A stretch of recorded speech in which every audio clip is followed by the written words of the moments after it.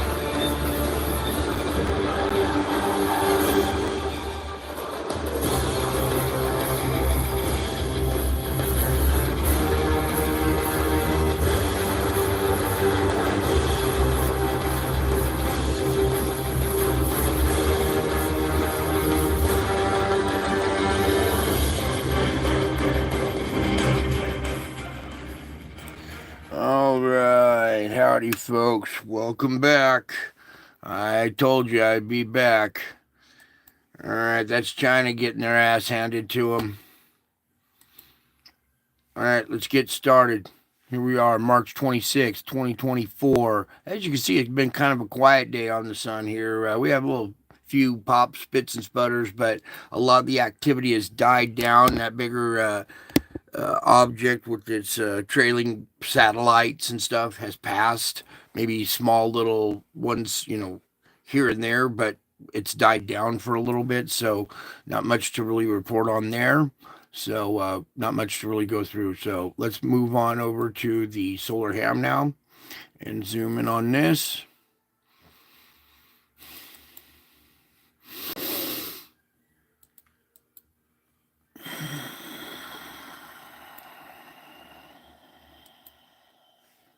All right, as you can see here in our box, we've had a bumpy day. It didn't look like it on the satellite, but here on the GOES X-ray flux, we're having a little bit of up and down, today. So going into tomorrow, it's already kind of calmed down a little bit compared to activity already. There was a little slow duration CME. Which one is that?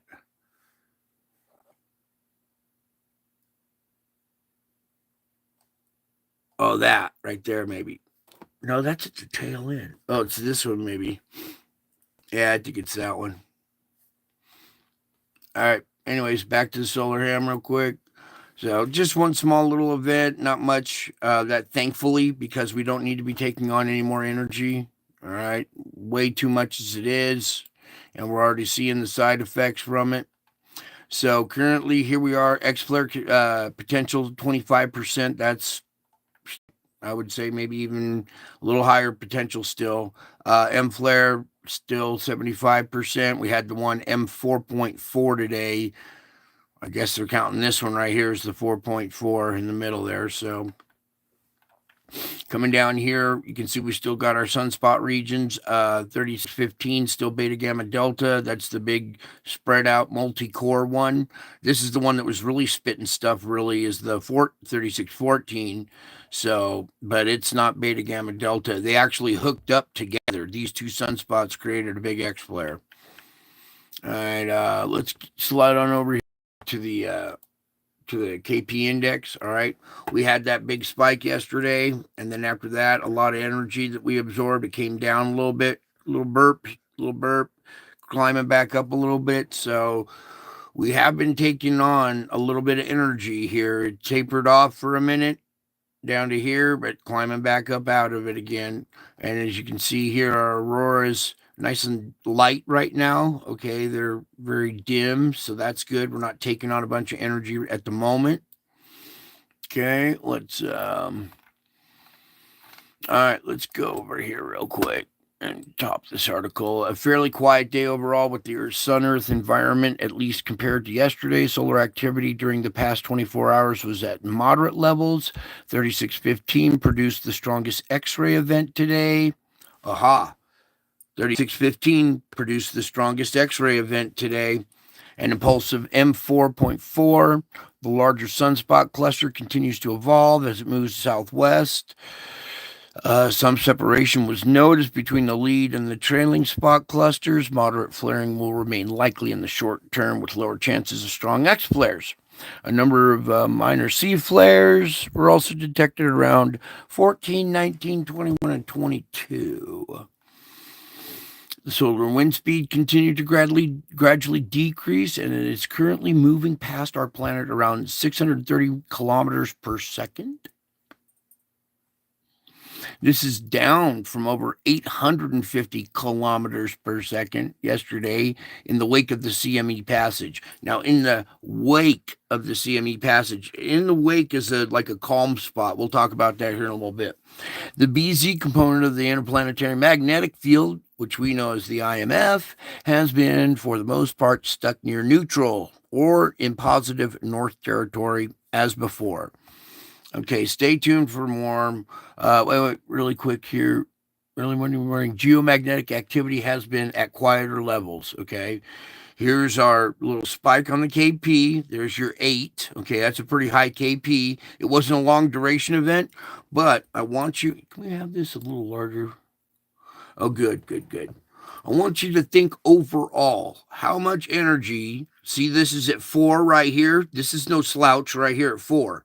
So, starting from here all the way there, we absorbed all that energy. This is no slouch either.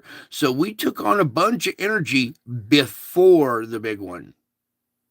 Then it stayed at moderate levels, okay, and is back to where we were, is tapering off, had another event. Okay, so we've taken on a bunch of energy, absorbed a bunch of energy, and I'm telling you, I'm a stickler for that, and you guys will understand why here in a minute.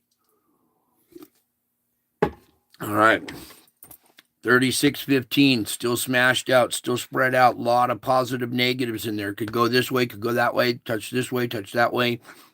Remember those multiple polarity sunspots, okay? There's your little thing. Let's go over to tracker real quick, see what we're tracking. All right, see they're showing this. Let's pop this open now.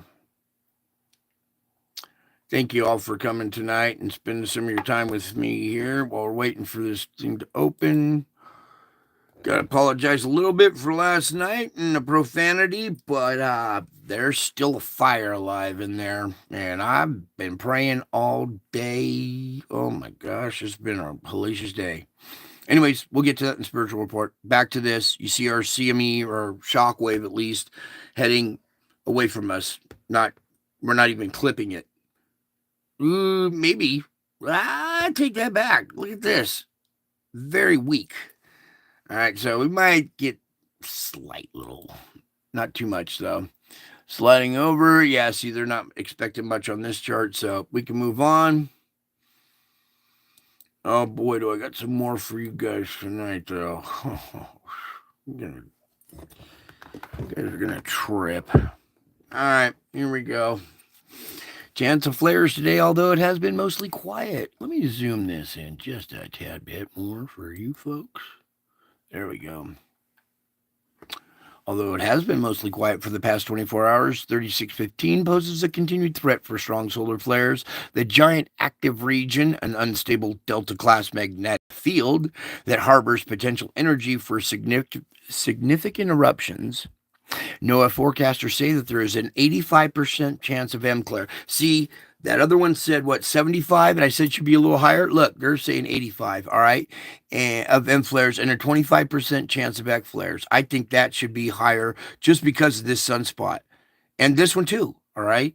And where are they? They're rounding to where our IMF connects. They're in that one special little strike zone. They're reaching that now. So better pray that nothing happens here, okay? So I want to see what this has real quick. This giant active region. I want to see if they have polarities on it, please. No, they don't. But there's a good image of it right there. And you know what would have polarities is back here. Right there.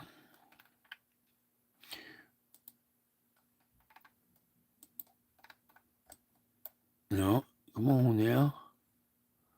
All right, well, you can see blue and red spots. Can I have this zoom in a little bit more? There we go. Wait. That and then these. All right, so as you can see, we do have a lot of red and blue mixed together there. Some tight regions right here in this area. Okay, so still very, very, very dangerous. Up here, it seemed to have calmed down. This one 3614. There's not a really intense red spot on the other side, but look at this one. This one was firing off today. They said. All right, and then this is in the southern hemisphere. Right over here is where we're connected to the IMF, so it's within range now. Anything it spits off right now will be connected to our IMF line, and we'll get something out of it. All right, so there's that. Let me back out of that now, and go back to this. Back out of that. All right, so back to the article. So this unstable Delta class magnetic field, right? They're always dangerous. They're always dangerous. And that one already kicked out an X flare. I just think our percentages are a little higher. All right. You can be the judge of that as well.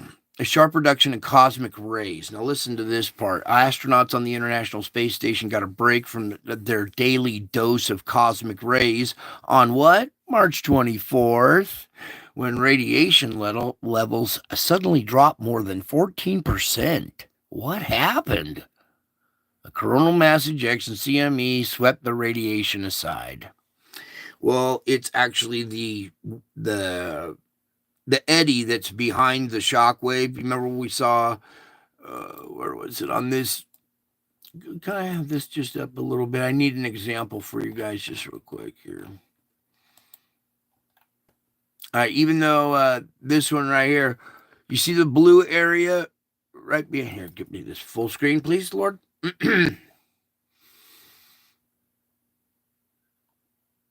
All right, this blue area behind the shock wave is like a low pressure zone almost. If you were like, all right, so you see the initial shock wave, and then this blue area behind it is like a weak zone. All right, low pressure, however you want to kind of look at it, is a weak zone, and that weak zone caused this dip in the uh, radiation levels, in the cosmic ray radiation levels. All right, and caused this dip in their thing. And like, what happened? Well, they their theory is the CME swept the radiation aside. Okay, it did kind of in a way, but it's behind it. And this is called their Fourier decrease. Another thing I disagree with these guys on, but we can talk about that later. All right. So there's that for right now. Black swan events are from the financial sector. Oh boy, are we going to clear that event up nice and clear for you tonight. All right. Any questions anybody has? There will be no more questions about what happened yesterday at the bridge when I finish explaining it. Let me get to the spiritual part of this report, and we'll clear that all up for you. Okay, so moving on. Over here at our Schumann, you can see after yesterday's event here, we had two little grinding sessions. We came out of it, had a little weakness, and then got back into continuity. And ever since there hasn't been any more CMEs and stuff popping off the sun coming at us, we haven't had any inbound and absorbed any energy. We're releasing energy at the surface via earthquakes and volcanoes that has brought the pressure back down, and we're back to continuity again. Okay? You see some consistency and some continuity there. That's what I want to see in this instrument. This is not good. This is good, okay? We don't want to see these dark little dimming areas as well. All right, that's where your field gets weak. Now, when you see one of those weak spots, that doesn't mean the magnetic field went totally down. Even if the dynamo inside the planet seized up and shut down and the magnetic field stopped, there are still residual magnetic components in the crust, in the magma, in the core that still react as a weaker magnetic field, but it's still there. Okay, so even when it does kind of seize up and log up, we still do have a weak residual field just because of the components of the Earth that are already magnetized.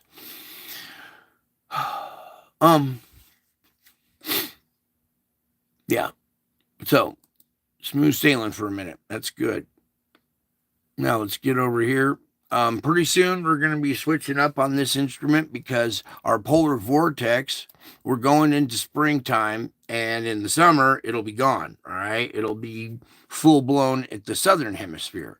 So what we're going to be reporting on now are the residual leftovers and how scattered and how they kind of fizzle out as we go deeper into spring. All right.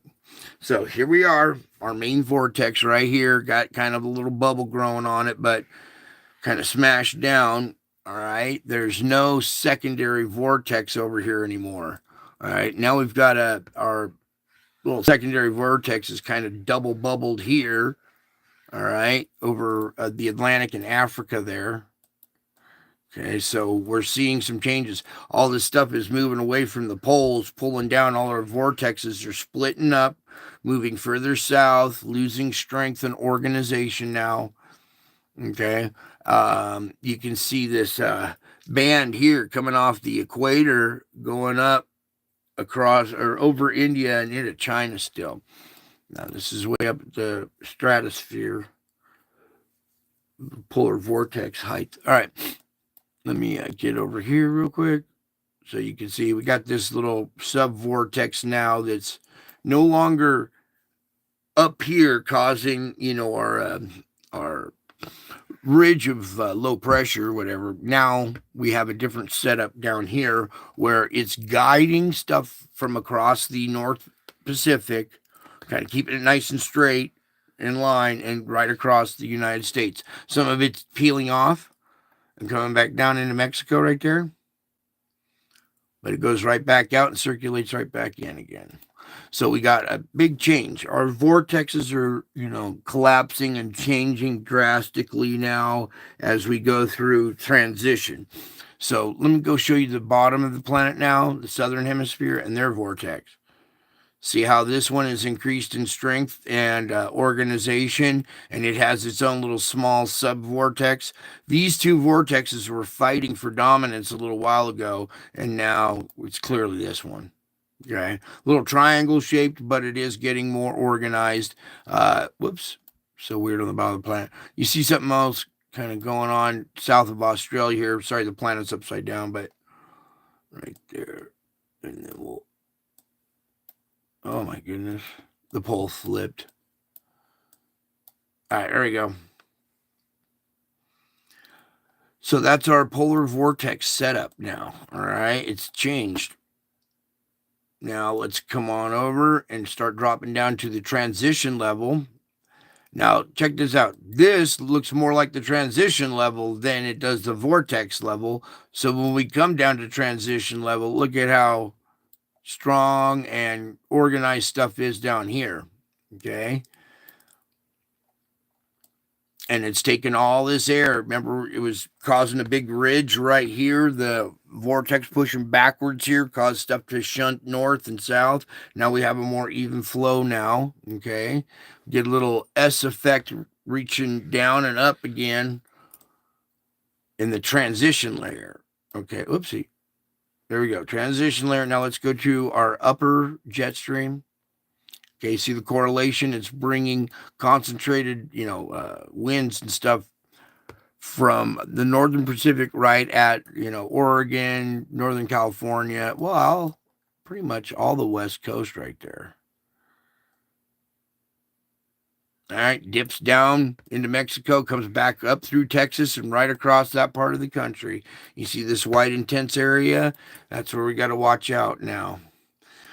Let me drop down to the lower jet stream. You see the correlations there. Still same setup here. We got stuff coming off the Pacific, hitting California, and then dipping down, coming up through Texas. See it picking up moisture here and bringing it. So watch out for tornado potentials coming up here. As this thing goes up through there, let's go down to the weather. Oops.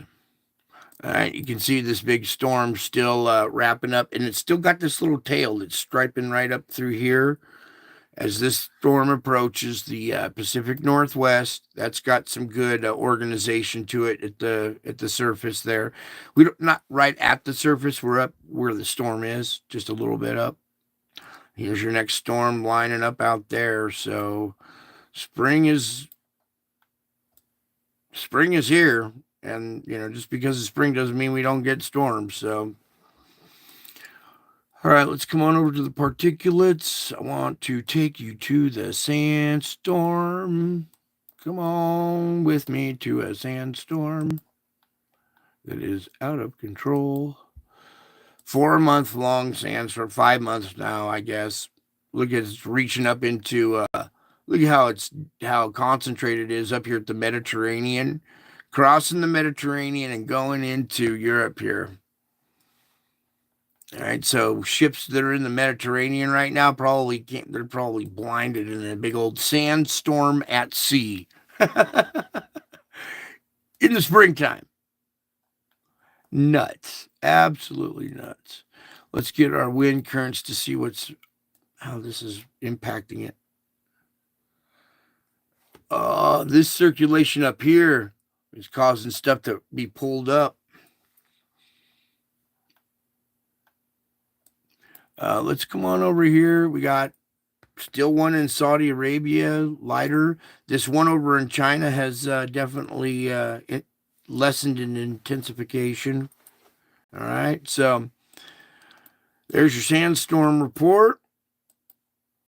Something's wrong with the planet. 4-month long, all winter long, we had the biggest, longest sandstorm in history.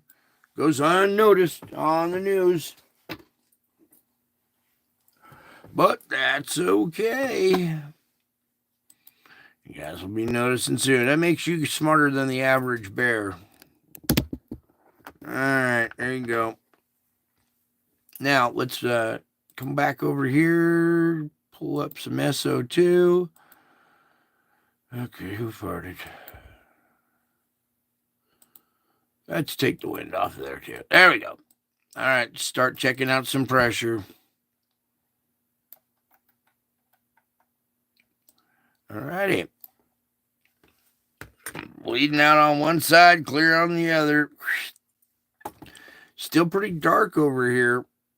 Look at this, darkening up in that region.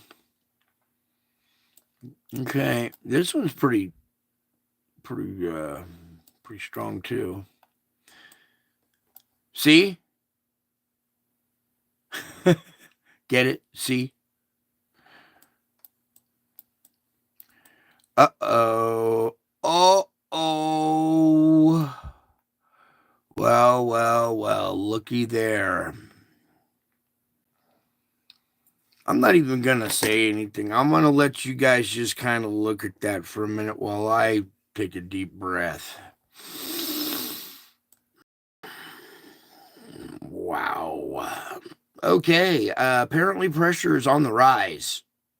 Well, at least in this region. They have got some issues there. This little thing is pretty dark right here. Look at this patch.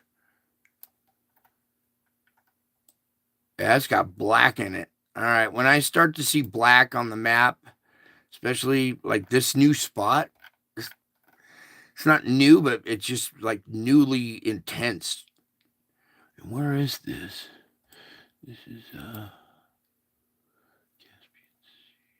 so that's up in Russia. Huh. Some big event going on here in Russia, man, spewing a bunch. We're going to raise the pressure level, I think. Let me come on down to Java real quick here and take a peek under her dress. Let's pull up some wind. Oh, I love blue. Get out of there. Wind.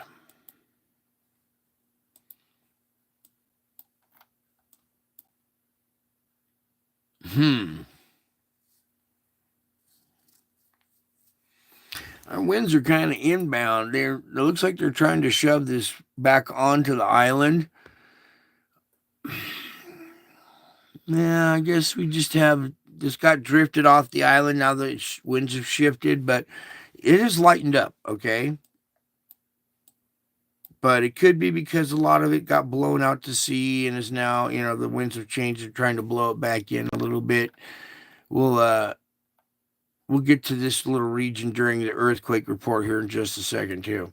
Now, my fulcrum point over here in South America. Not as dominant and dark. All right. Usually this thing's black. All right. And it's not all that dark. Whoops. So, and then look at all these individual sites here. These aren't plume. This isn't, one plume being blown right around. These are all individual sites all along the coast of South America, going up into Colombia. And then look up here at the very top of South America so you can see where we're at. Let me just pull back. There's Panama. Okay, so top of South America right here on the coast. They're having some pretty good plumes. Jamaica is always dark, right? Because they're always smoking there. All right, so I would say the pressure's gone up a little bit all around the world. Let's put it back at 7, especially when I look at this. All up in this region now, through the peninsula, North South Korea. So we got some pressure in this region right now. I know why too. He is so mad at them. Oh my! Oh, I have been so sick to my stomach, trying to just.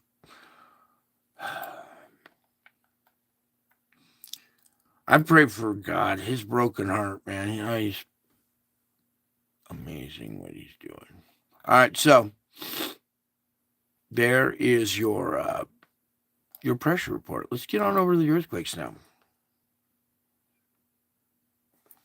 Okay, very kind of subdued and quiet again, except for we have a little bit of increase here. So 5.4 at the surface here at Tonga, no deep quake. We're seeing residual energy at the surface. 5.4 right there. Now this was a 6.7 when I first saw it. 6.7 with a alert here, and their alert when I clicked on it said 5.8. So they're downgrading and then double downgrading. So pretty good, healthy quake right there. Good enough to set off a tsunami alert. Mid range 6 was probably a 6.7, which is closer to a 7. And remember, I was telling you, watch for an increase in magnitude, right? This is that region that's been really quiet too. So finally, we have a surface quake, pressure release quake at the surface at a 6.7, mid range 6, a little bit higher probably. Upstream from it, 5.0. You know what we do with 0.9s here? This is a 5.0. All right, it's 67 deep. Coming on up here, another 5. It's 62. Here we have a 5.2. It was probably a little higher as well. Another 5. 4.6 at 79. Another 4.6 down at 35 there. This one is a 4.5. So a lot of 5s in mid-range 4s. Okay, coming up here to Japan, one on either little plate notch here. That's a 4.4, 139, and a 4.6 down at 40. So almost identical quakes on either little peninsula plate. See, let's see here, we can pull this up. Plate boundary comes down around like that, and another one comes up like that. It's like two fingers touching each other together.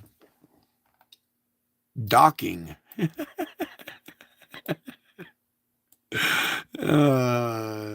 Lord, you're hilarious. All right, up here, we haven't seen a quake along this little tectonic plate boundary in a little while here. So we got another 5 here at the surface. So we got 5 energy at the surface. We have mid-range 6 quake. So we've seen an uptick in magnitude. All right. These usually mid-range 4s or something through here, and we're seeing higher 4s and 5s. 4.7 here on the island. We haven't seen one on the island in a while as well because we got 3 volcanoes going off there.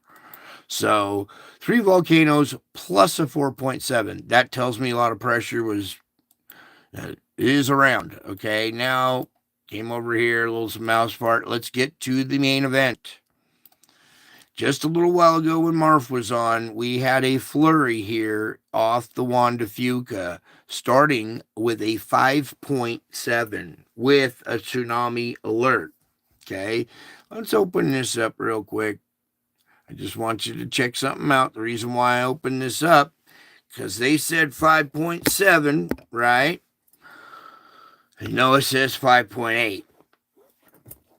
I'm more inclined to go with this number, and that's why I do this. Okay, so you can see the differential in reporting. There's no consistency, no continuity there, So I popped this open. We got us a 5.8. What is a 5.8 that sets off a tsunami type advisory? That's almost a 6.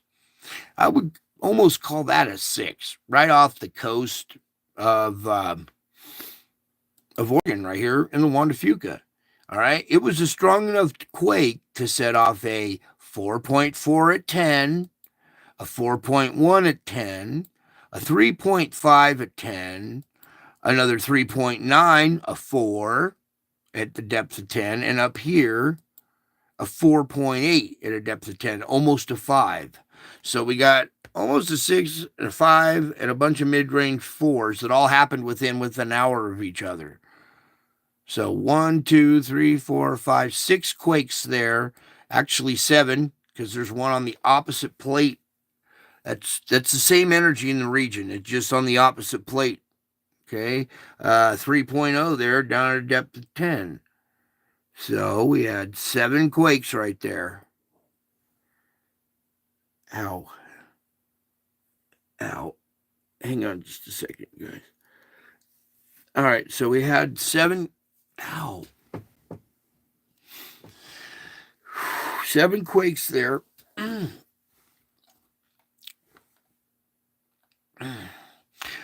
then up here, we've had a little 2.5 of Morton, Washington, but that's it.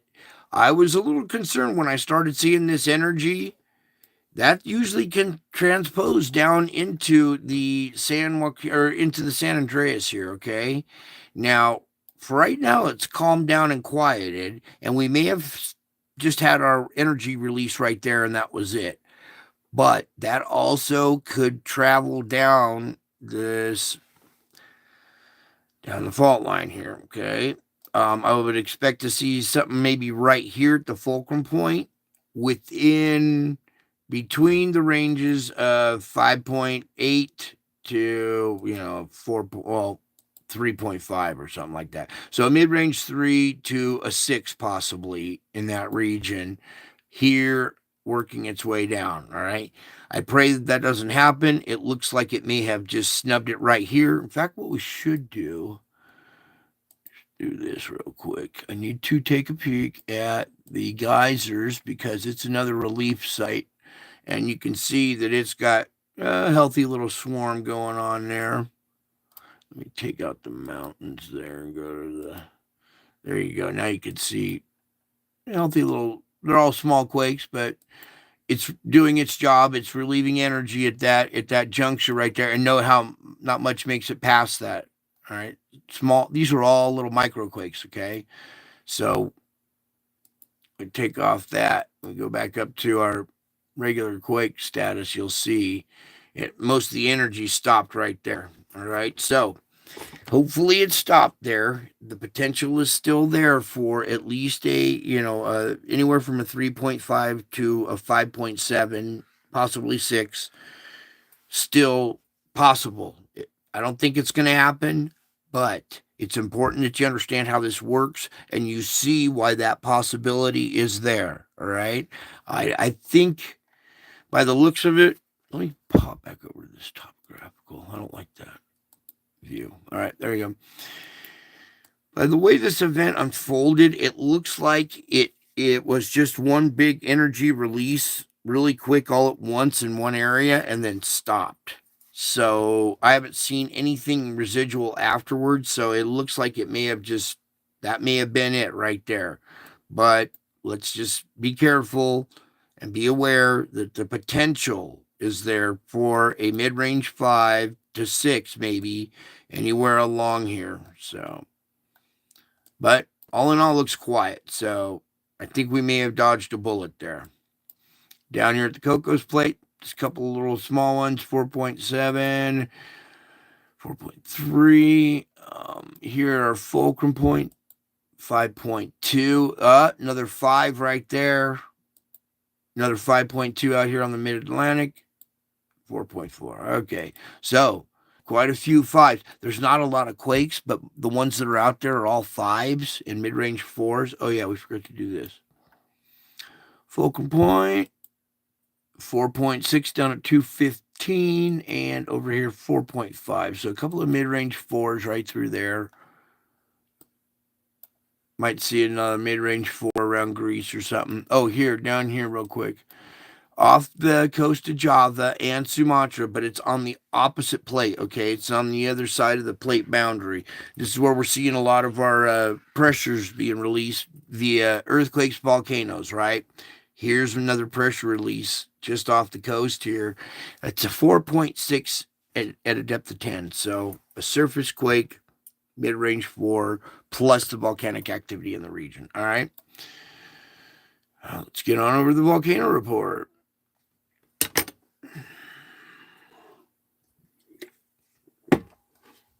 Oh my God. I'm trying, Lord. Okay, already the 26th here. Oh, we didn't catch the 27th. All right, let's just do this while we're here. Come on, please. All right, Reykjanes. The eruption has subsided over the past 24 hours with this pressure that we saw in the region, that could pop to life anytime. It seems to have subsided for a little bit. Ibu, 12,000 feet. Semaru, can we get this out of here again? Thank you. Semaru, where'd it go? That's on the island of Java here. I got to remind you of that still. It's usually like 14,000. Marapi, which is on the other island across the way from it, 14,000. Here's Rapehu. All right, March 2024, a series of small quakes has been occurring at the volcano. Kettle, 19,000 feet. Fuego, 15,000 feet. Nevada del Ruiz, 20,000 feet. So still some good pressures out there. Let me back out of that and refresh it. Up here it says 29, currently erupting, 18. The other day it was 27, so we've had two more tacked on there. It was at Rapahu and all right. Real quick here, already March 27th now, Santa Guido, Fuego, Popo, Merapi, Askja. I think that's the new one probably, Nevada del Ruiz. Reference frames or increases in these are increases in magma. All charts at different places. So Askja, a seismic swarm occurred at the volcano yesterday. About 40 earthquakes have been detected in the northwest part of the caldera. Uh-oh. Of which 30 events were recorded between 8 and noon with the strongest magnitude 3.5. 3 were detected with magnitudes 2 to 2.5. Can we get that out of there? All right, so our new little the explosion generated bright ash column last night. All right, so you see this little plume right here. Can we have that real quick? Huh. All right. Marapi, 15,000 feet. Oh, it was 14 yesterday. Now it's 15 today. Popocatépetl, 20,000. Santa Guido, 14. Fuego, 14. Nevada, 20. All right, so we're seeing an increase in elevations. All right. Yep. I think, yeah, that was the end of it. They didn't give us our list tonight, but that's okay. We don't need it. So activity going on at other places now. Askja. That J is a Y. It's Askia. Ask you how to pronounce it. All right, let's get on over to the forecast. Here we go. Go ahead and play that model. All right. Yeah. Slide this down. I let that model run for a second there. It's Askia or Askia or Ask Jaw. It could be a lot of things. It all depends on your perspective, doesn't it? A lot of perspective things at this show, isn't there? I teach you all kinds of different perspectives, ways to look at things that not many people considered. All right. Here we go, diving on in. Current conditions, the nighttime of the 26th. We have this big storm front right here, well organized storm, lots of winds in there still. Stretching down, looks to have severed. We still do have a segment of tail down there. So going into the morning hours of the 27th, you see this peel off of ice up here where this moist air has run into just Arctic air and turned into this huge ice jam up there. All right, so that's going to be dangerous as well. So back to the morning of the 27th, slight chances severe weather coming off the Gulf into Florida possibly while this next storm hits the Pacific Northwest. Going into the noon of the 27th, Still chances along here. Watch out for this. Sometimes there's added energy. All right, there it is. There's the convection of the 27th. And we have a QLCS forming here, quasi-linear storm front right here. And this shows three different little segments, but it'll form some kind of linear front right there with severe weather in it, all the way from basically Tennessee, Kentucky, all the way down into Florida. So that whole strip right there tomorrow at convection, as well as some severe weather in Northern California tomorrow at convection. Severe along the coast during the noontime when it makes landfall. Okay, so there's landfall at noon, severe weather, the convection, the nighttime of the 27th. Now we have severe weather, nighttime, nocturnal tornadoes possible right here along the coast. Severe weather, Northern California along the Sierras right there at the night of the 27th. Morning of the 28th, still severe weather in the morning hours. So watch out in that region, morning hours of the 28th. Noon, still hanging around. Convection, the nighttime. Morning of the 29th. Noon, convection. We got up there in Maine. Nighttime, noon. Oh, no. Nighttime of the 29th, morning of the 30th. Severe weather down here in Southern California. Watch out there. You could possibly get flash floods again, landslides, all that great stuff that goes along with that. Morning of the 30th. Noontime, convection, nighttime, morning of the 31st. Noon, convection, nighttime, morning of the 1st. Noon, convection, nighttime. Ooh, the nighttime of the 1st possibly there. Morning of the 2nd. Noon, convection. Ooh, convection of the 2nd. Nighttime of the 2nd. Morning of the 3rd. Noon, convection, nighttime, morning of the 4th. Noon, convection, nighttime, morning of the 5th. Noon, convection. Now, most of this is too far out in advance. We're just going to click through it a little bit here. At least it's kind of calmed down, or we don't see a lot of these, giant storms like this stretching all the way across the country. All right, so go ahead and let that loop play one more time and take a peek in here. I like this. I'll know when my bad days will be. Yes, you will. We can have all good days. It's possible.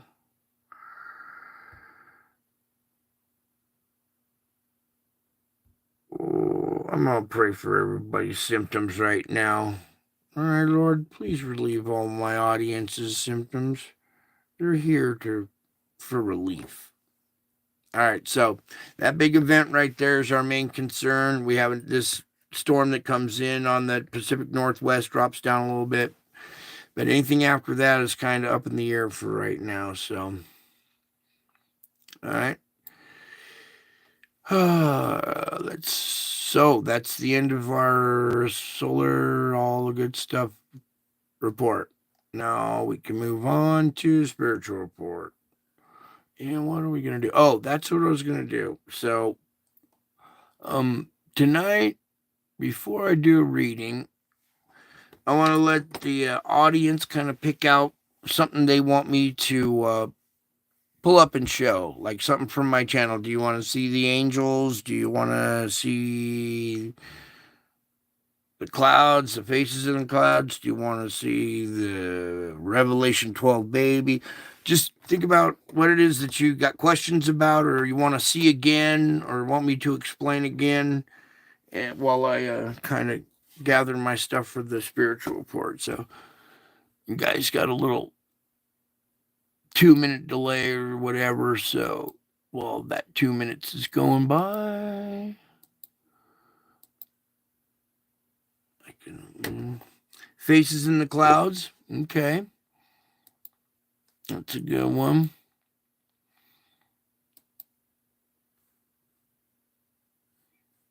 Alright. Yeah, it was pretty weird. These faces and stuff start showing up on my security cameras, and then they transfer into the clouds. What was weird about today is I had well, let's just say I had a rough day, okay? Uh, oh, I know. And I'm praying all day, Lord, please. I'm trying to stay positive here. Um,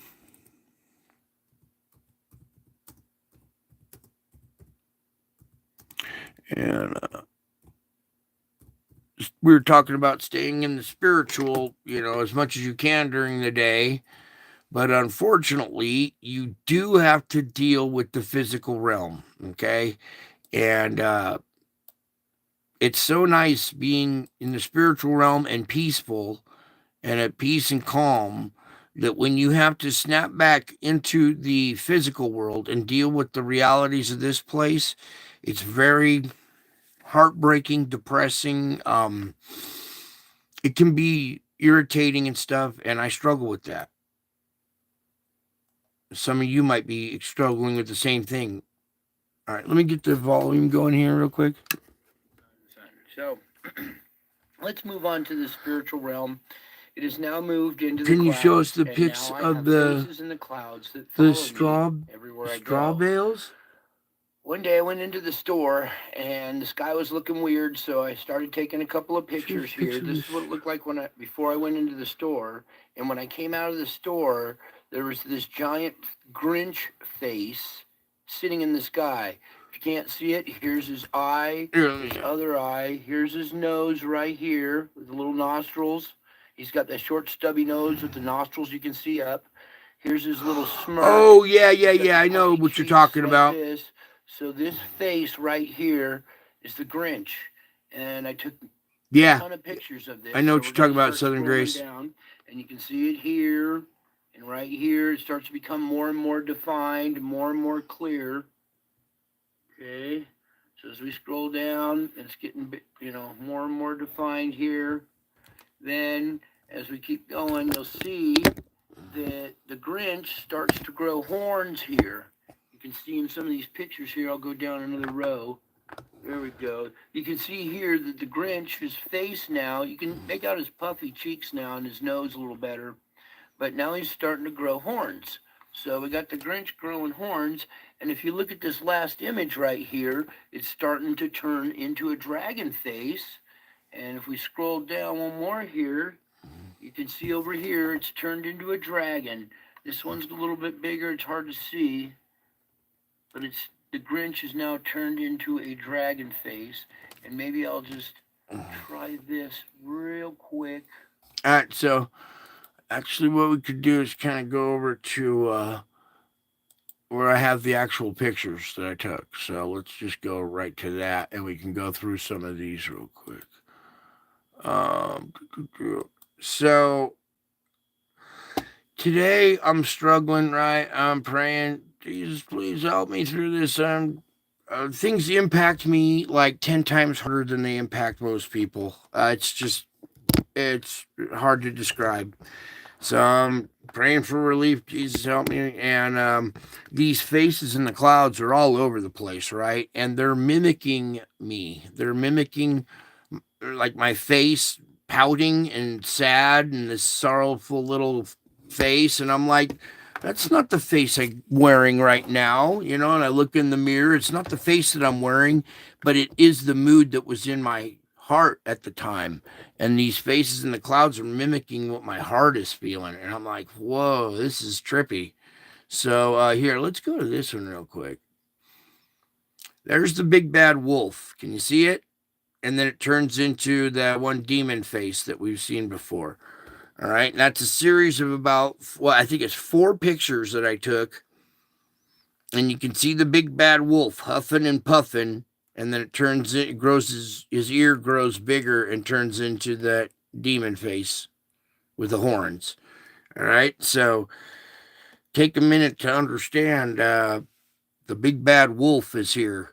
And he's going to huff and he's going to puff and he's going to blow your house down. Where do you think the winds are coming from? All right. these crazy winds and stuff. It's all spiritual events going on. That's what's controlling the clouds. It's what's controlling the weather. Right? It's not man controlling the weather. It's God controlling the weather. Now, while we're kind of at this stage and I got you guys' mind open a little bit, let's talk about our ship accident today. All right? First of all, I don't believe a single word that the media says. They always try to lead you astray. This was also well used to hide the backstabbing of Israel. Our president refused to veto something that left Israel high and dry, right? So some other stuff was going on in the other hand, and when they see these things unfold, they use them as opportunities to mask other events, right? All right. So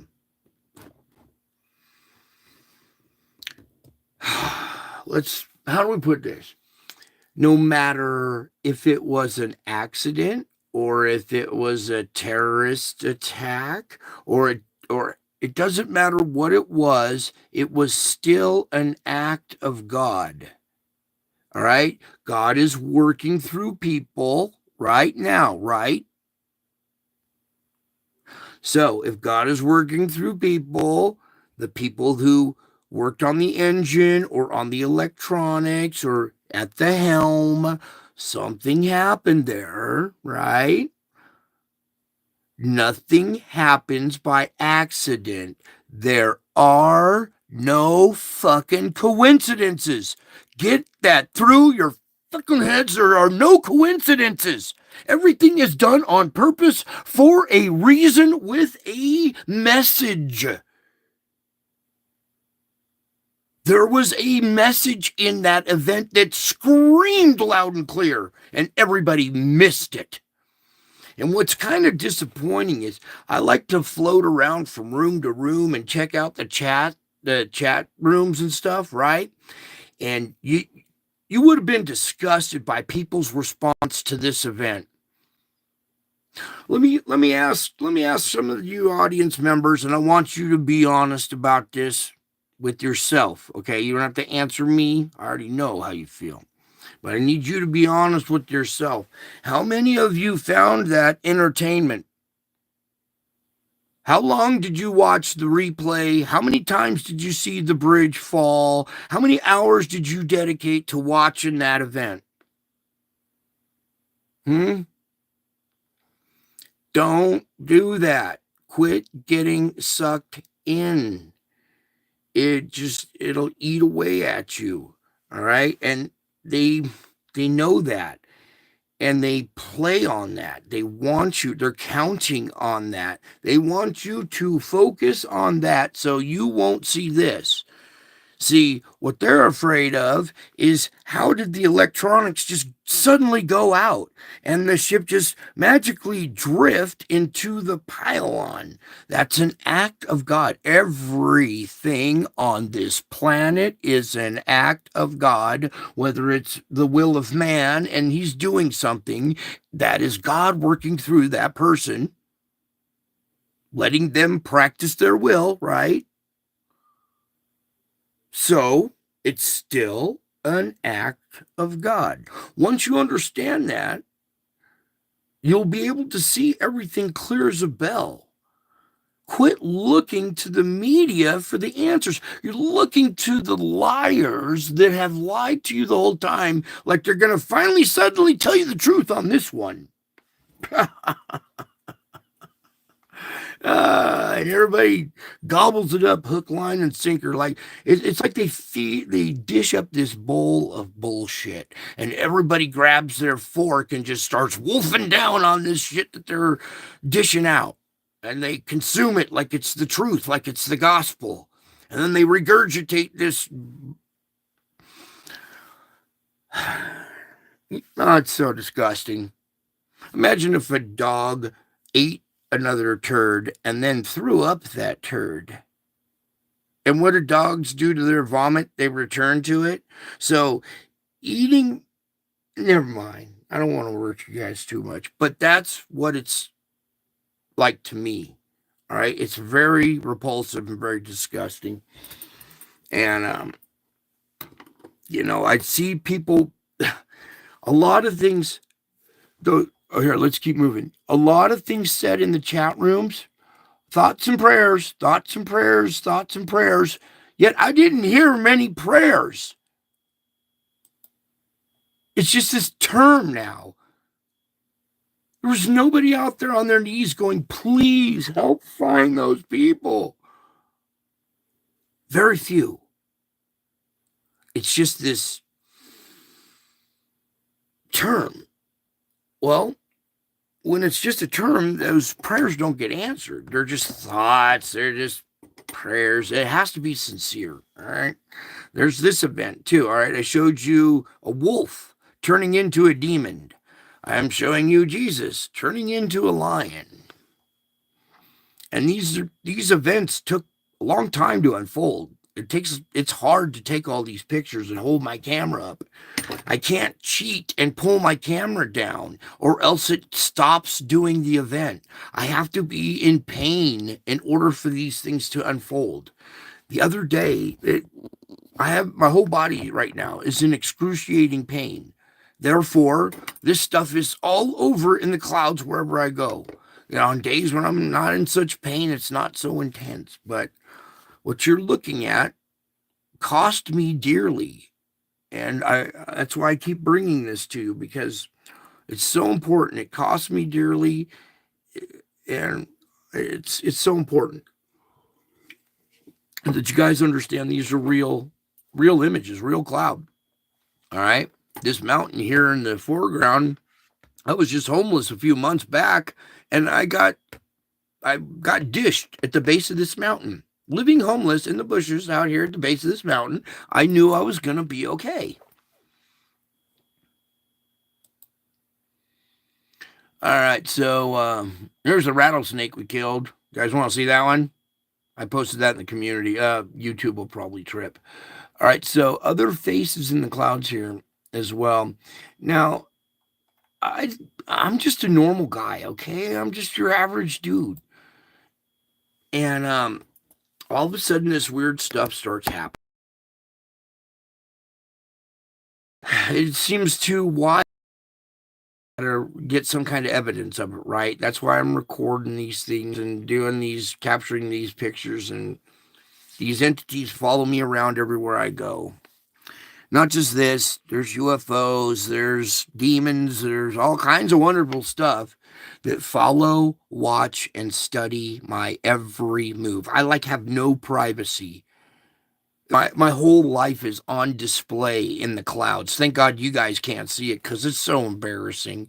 I've had a strange life, and to have some of your personal moments be broadcast in the clouds all over for the world to see can be kind of unnerving, but I gotten used to it after a while here. This guy's cool. And I saw kind of clouds, so I took the camera up, started holding it, and you can see this kind of butterfly guy with the antennas coming together. The clouds were all scattered, and as I start to get in pain, these clouds start to gel and come together and make faces. Okay. Now I don't have to hold my arms up. Now my entire body's in excruciating pain, so therefore the clouds are doing their thing all the time. And they're mimicking my face. I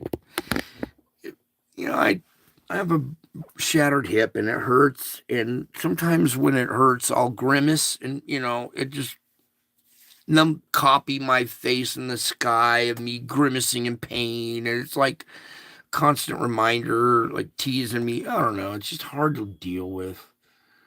I wasn't expecting this. This got thrust upon me. I didn't ask for this. I was just an ordinary guy, an alcoholic who went to a rehab and did the right thing and took Jesus as my savior during that rehab process. But when I did it for real. I didn't just do it to get out of the rehab. I felt something deeper. I wanted something more. And I got something more. And that's how all this stuff started happening to me. I didn't, like I say, I'm not trying to show off or impress anybody. This got thrust upon me. And it's scary. It scared my wife away. I lost my wife because she couldn't handle this stuff. My kids, they don't even, I don't want to even go there. It's just really hard to have to deal with this stuff. And then all the spiritual affliction that comes along with it. You know, that DMV stuff that I was telling you about. I was, I was okay. I sitting there praying. I knew it was going to be 5 hours waiting in the waiting room. All right, I was okay with that part. I was even okay with the well, I forgive the people at the DMV. They don't know what they're doing. I forgive people. So it's God who's upset. And I'm like trying to pray for him. Please calm down, God. I forgive him. It's okay. It's okay. I'm over it, God. And he's like, I know you're over it, but I don't like what they're doing to you, Brian. And I'm like, please, just calm down. Please, I'm okay. I'm over it. I'm having a rough day, but I know what to do, and I will make it through this. But please don't freak out on me. Oh, and then you see the bridge. All right, can you see this bird-like thoth creature with this beak right here? He's got an eye on this side and an eye under his wing here, and he's pulling his little paw or wing off, exposing his eye, and saying peekaboo. See, there's his eye. Oh, actually, what we do is this.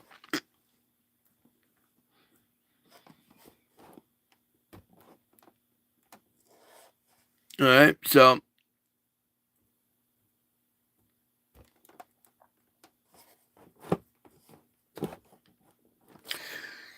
here I am trying to drive around in excruciating pain, dodging people on their cell phone while the clouds are playing peekaboo with me all day. How distracting do you think that could be? That's why I don't even get on my phone. It's just, anyways, pretty cool stuff, real stuff. Okay, that's why he says, look up, look up. You'll see. You'll see me coming in the clouds. These are all miracles. Each one that you see is a miracle slash hint slash clue. They are all three in one. God works in multiple levels and multiple dimensions with multiple meanings. So when you're looking at these are not just cloud structures. These are miracles. That's why they look so odd. That's why you're like, why does this look weird? Yeah, where is Gabe tonight? He might be busy. Imagine if this stuff was happening to you, you've got it recorded, and yet still no one believes you. Even though they look at it and they say, oh, no, it's just some clouds. And they still don't believe you. I got this nasty birthmark on the side of my chest I've showed you before. It's physically there. I didn't draw it on there. It's my birthmark. And still nobody, it's like, what does it take? There's people want a sign, and then you show them a sign, and it's still not good enough. Here's the Revelation 12 labor. All right, this one is like one of my favorites here. Some kind of alien entity with an oblong head, their eyes here in her mouth. She's laying on her back, and she's like giving birth to the sun. And every time the sun kind of moves, there's a labor pain, and she screams. Her eyes open up wider and her mouth opens up wider. And then there's, here, let me just try this instead. No, I can't. I guess that's about as good as it's going to get. But how interesting, during this photo session, the sun is moving across the sky this way. All right. It's moving from right to left. These series of photos are all in the right order. The sun looks like it's moving backwards as opposed to the direction it's supposed to be going, imitating a baby coming out. All right. Now, the sun didn't literally move backwards in the sky, but the refraction angle off the clouds produced this reverse effect. This is God. You can only, to get the lighting at the proper angle to make it refract and move backward, give the indication of moving backwards against its grain, against the direction it's supposed to be moving, is almost impossible. It's a trick of light that only God could do. In the clouds, look at this. This was right after the Revelation 12 star event. Do you guys get it? It's the timing is just at the same time. What are the odds? I mean, come on.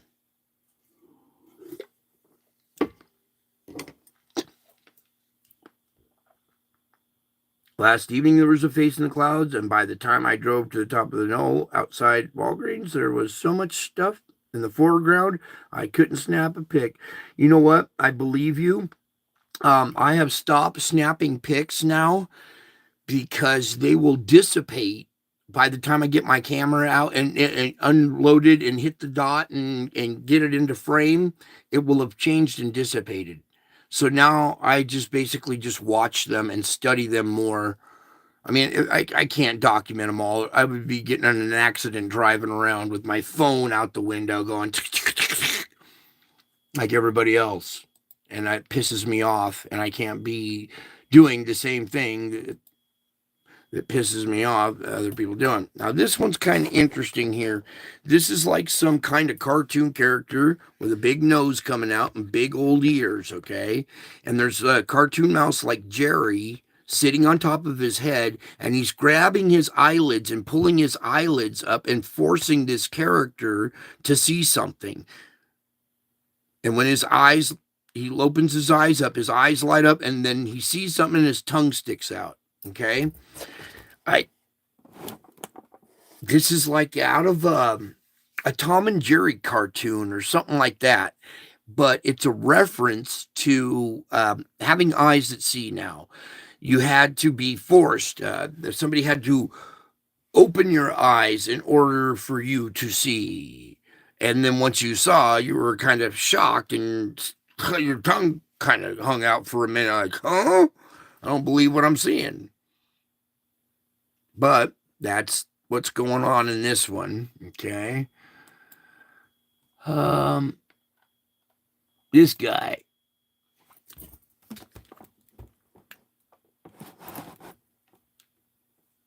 All right. He looks like the character that sits on Java's lap. You know, the little rodent type character guy or whatever that sits on Java's lap. There's a lot of swell. I've captured Yoda, and I've even captured the destroyed Death Star. And this one, he's either like frowning or he's lifting his eyebrows at you, but you can see a clear, defined eye right here, okay? Then over here, this is a cat eye with a slit in it, very defined. All right, when you see that shit looking at you in the sky, all right, basically what I'm trying to do is I'm trying to get you guys get used to this, because when it unfolds here real soon, it's going to scare the crap out of everybody. They're not going to understand what's going on. And you, on the other hand, are going to be like, that's God working in the clouds, in the spiritual realm, and we know what you're doing, and you'll have nothing to fear. This face would turn and growl at somebody on the ground and turn at you and smile and raise its eyebrows like, ha ha ha. Did you see what I did to that guy? He scared the shit out of him. All right, so he's kind of like, he. sneaky, lifting his eyebrows, waiting till you see what I can scare these guys with, you know. This is real stuff. It's really, when you understand all of it, it is super scary. And that's why you're gonna need Jesus. You're gonna need him. That's why this thing is so important.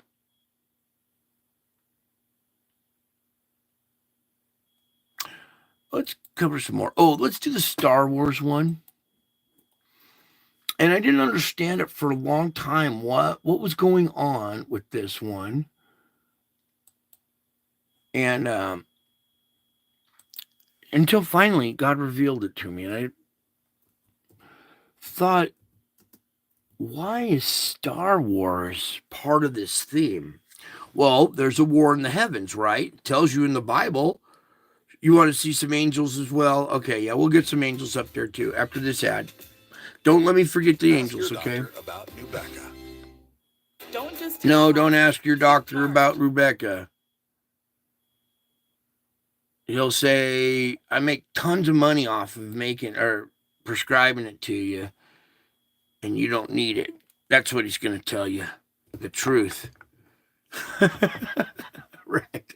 Okay, so this one's fun. This is Yoda in the sky right here. Here's his eyes, the top of his head, his ears coming off over here. Okay, I'm going to back this up a little bit, and we're going to. Now, this is a typical day in my life, all right? When we have the sound. Oh, there it goes. Every day because I've been seeing.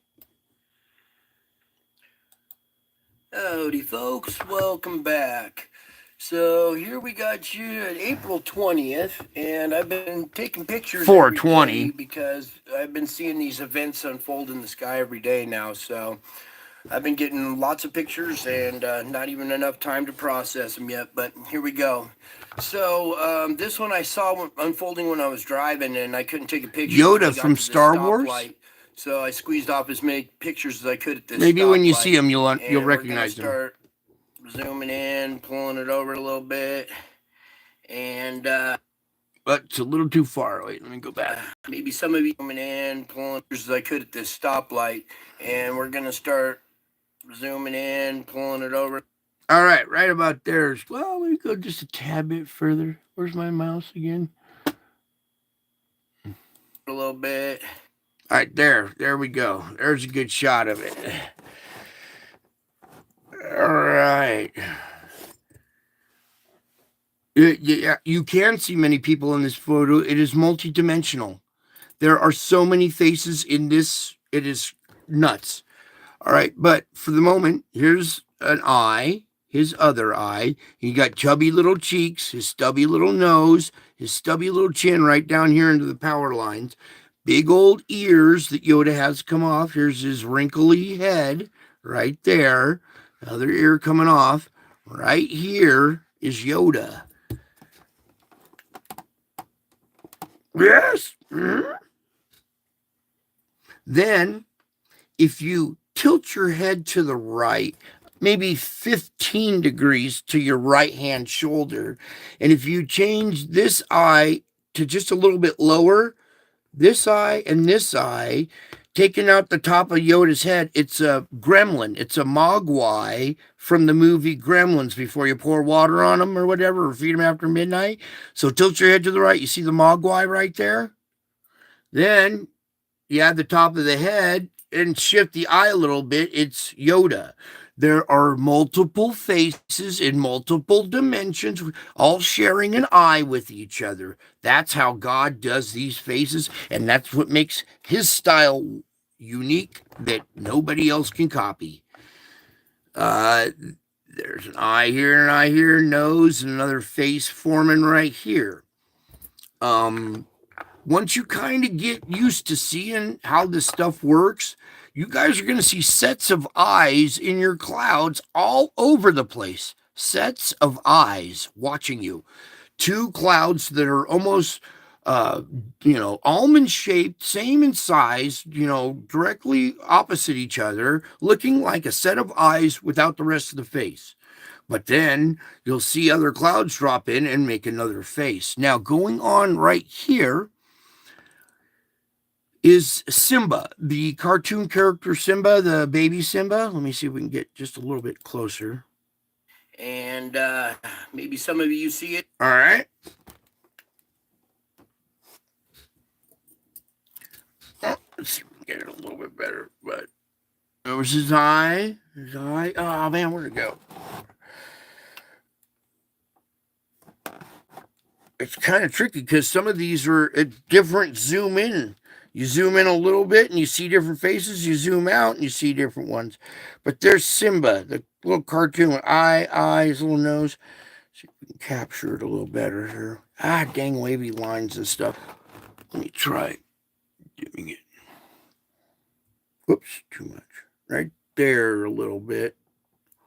Okay, so you can see the Yoda face, the eye. Now just a little bit lower is a Simba.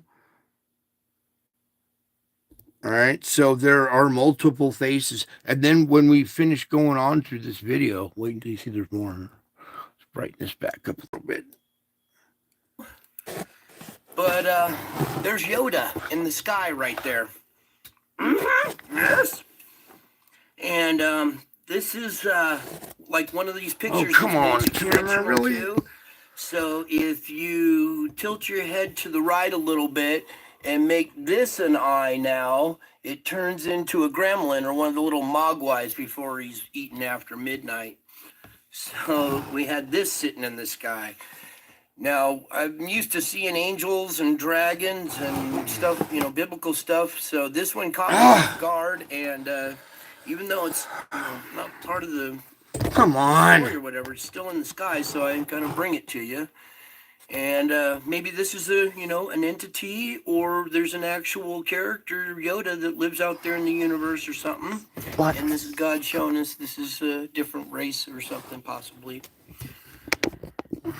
That's what the problem is. These pictures are interesting because as you pan in and pull out, different things appear. So I'm going to do a little of both. We'll zoom in a little bit here so you can see Yoda's face. Tilt your head to the right, you can see the little gremlin. But then as we pan back, that face starts to kind of blend in and disappear. And there appears to be another face or something right up here. And if you're seeing other faces in here, they're probably there. And the trick is to like take an eye and match it with another eye, and this becomes a face. Then you take this eye and match it with another eye, and another face appears. So I'm just going to leave that sitting there for a second. I'll pan in and out. And you guys can leave some comments of what you guys see, pointing out stuff that maybe I missed. Why is this not picking this up? I want these wavy lines. Sorry, you guys. And this is just sitting in the clouds.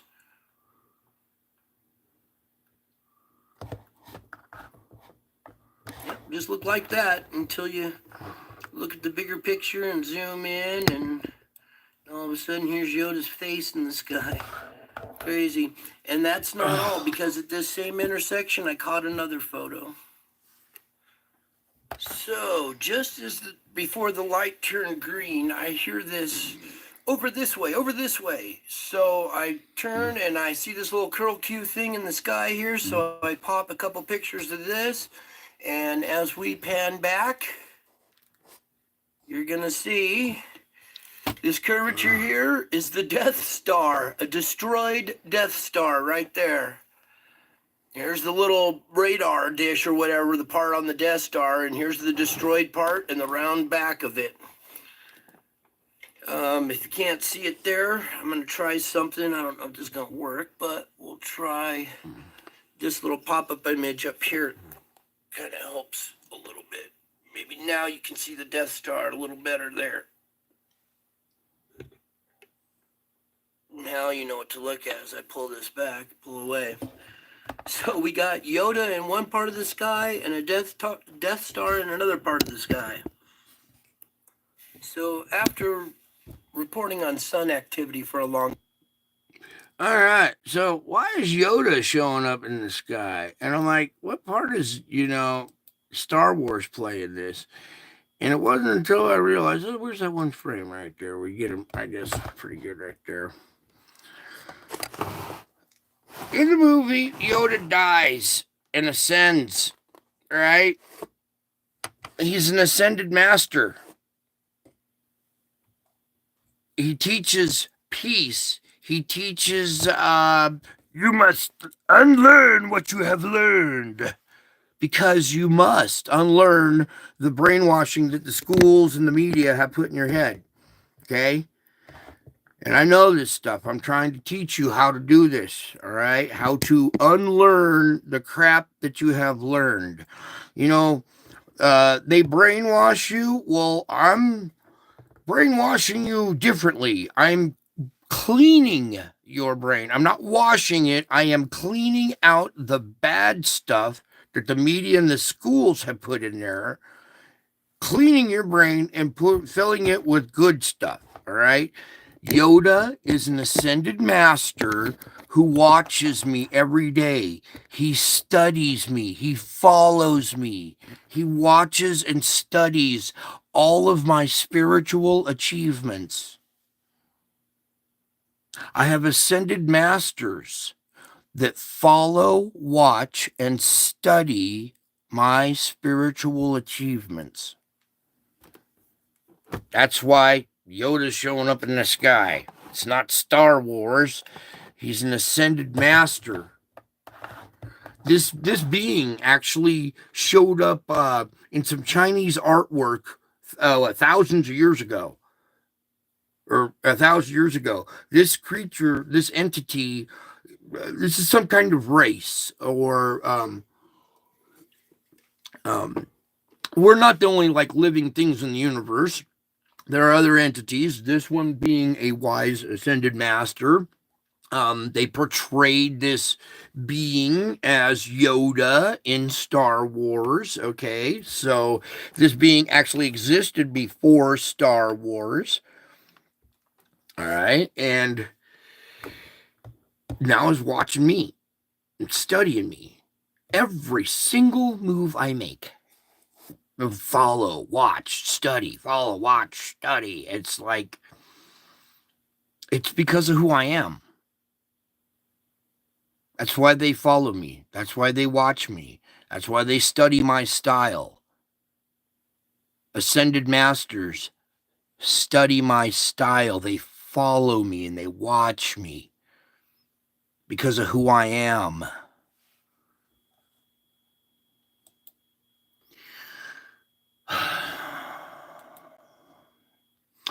Let's see what else we got for ya.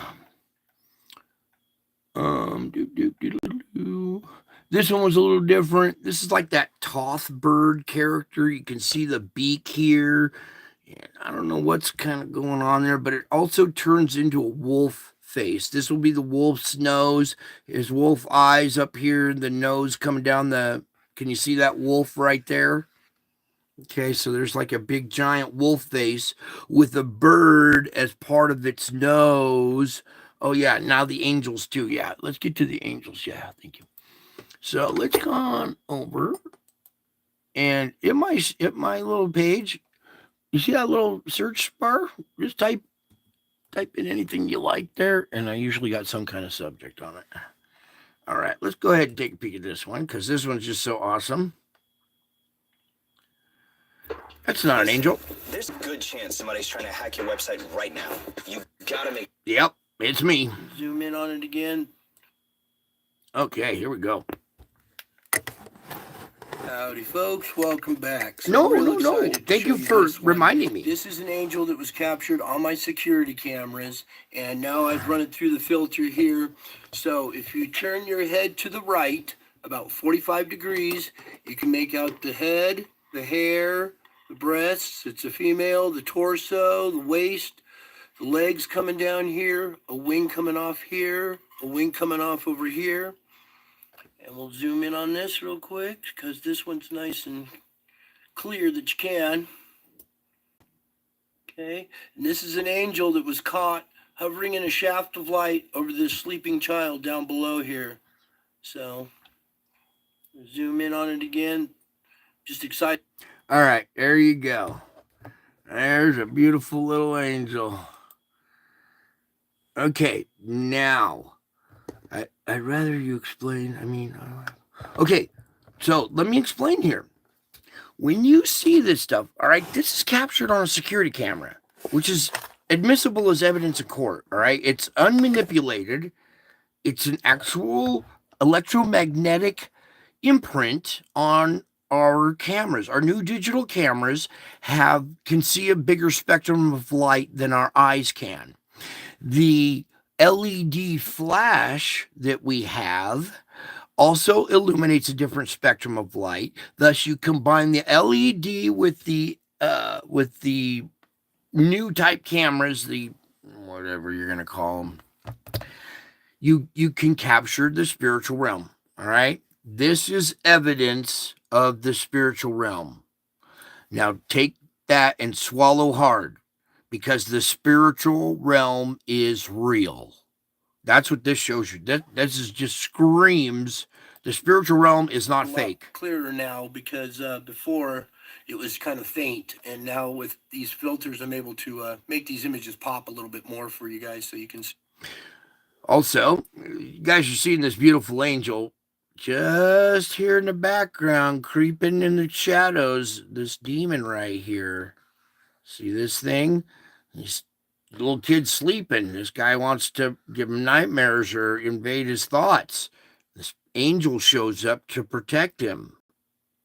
You see what's going on here? This is the spiritual realm. It is 100% real. It is 5,000% real. What isn't real is your reality here on this planet. This is like a cartoon that you're in. This is less real than this. This world is temporal. You will die and leave this place eventually. This lasts forever. Forever. Always has been, always will be, and will just continue to be. This is more real than your reality. And you better start getting used to it and living more into the spiritual realm Sorry each about the way day. I have to do it with a camera and the computer, but I don't have any other option. So, but I just wanted to bring this angel to you for a moment. Now, I've heard a lot of people argue, oh, angels aren't male or female, that they're this, that's not an angel. Hey, whatever you think, whatever you want to argue, that's fine. This is what my security camera captured right around the Revelation 12 period. Right around that time frame, period, is what I meant. It's a legal angel. That should bring you guys comfort, hope, all right? Knowing that the spiritual realm is real, okay? You guys, they always say, oh, you're a human being having a spiritual experience. No, you are a spiritual being having a human experience. You're down here to learn some lessons. You're down here to learn some spiritual lessons that you can apply before you die. And then when you go to heavens, you'll have some achievement under your belt. Okay? Angel, you're looking at this angel, but what nobody is thinking is the most important thing. Screw this image. What does angel mean? Messenger. Messenger, messenger, messenger, messenger. Nobody even bothers to ask, oh, that's a beautiful angel. Hey, did it have a message? Oh, it did. And the message is too shocking for you guys. Well, actually not for you guys. Too much for me. Let's just say that, okay? I've been thrown for a loop. All right. This has been terribly hard for me and my family and everything. And nobody believes me. And yet I still endure this stuff every day on a level that's like totally 10 times more extreme than it was back then. So there's your beautiful little angel. And then I got more angels here. Watch this. Let's come back here, because after I captured that angel, but the kid sleeping on the couch, I thought, you know what? I'm going to see if I can get some kids, my kids, or, when the kids sleep on the couch, I'm going to have the camera ready just in case that ever happens again. Well, one night, my kids got a new toy. Open this up, please. They got a new toy, and they're like, Dad, we're going to head down to the playroom, and we're going to play with this toy all night. I said, okay. So about an hour later, it's really quiet. I go down there, and my kids are passed out on the couch. And I'm thinking, what? I thought you guys were going to stay up all night. So they went in the house, didn't eat dinner, nothing, just went to bed. And I was like, that's kind of odd. But then about a day later, it occurred to me, oh, wait a second. The kids were sleeping on the couch, and I had the camera set up. Oh, I wonder if I caught something. So I came down, set up went through my security footage, all the different frames, and stacked them on top of each other. Now here you can see two angels on their knees bowing. All right. The inside of the wing is this dark area. This white stripe is the edge of the wing going down here. So this dark area is the inside of a wing. It comes down. The head's right here.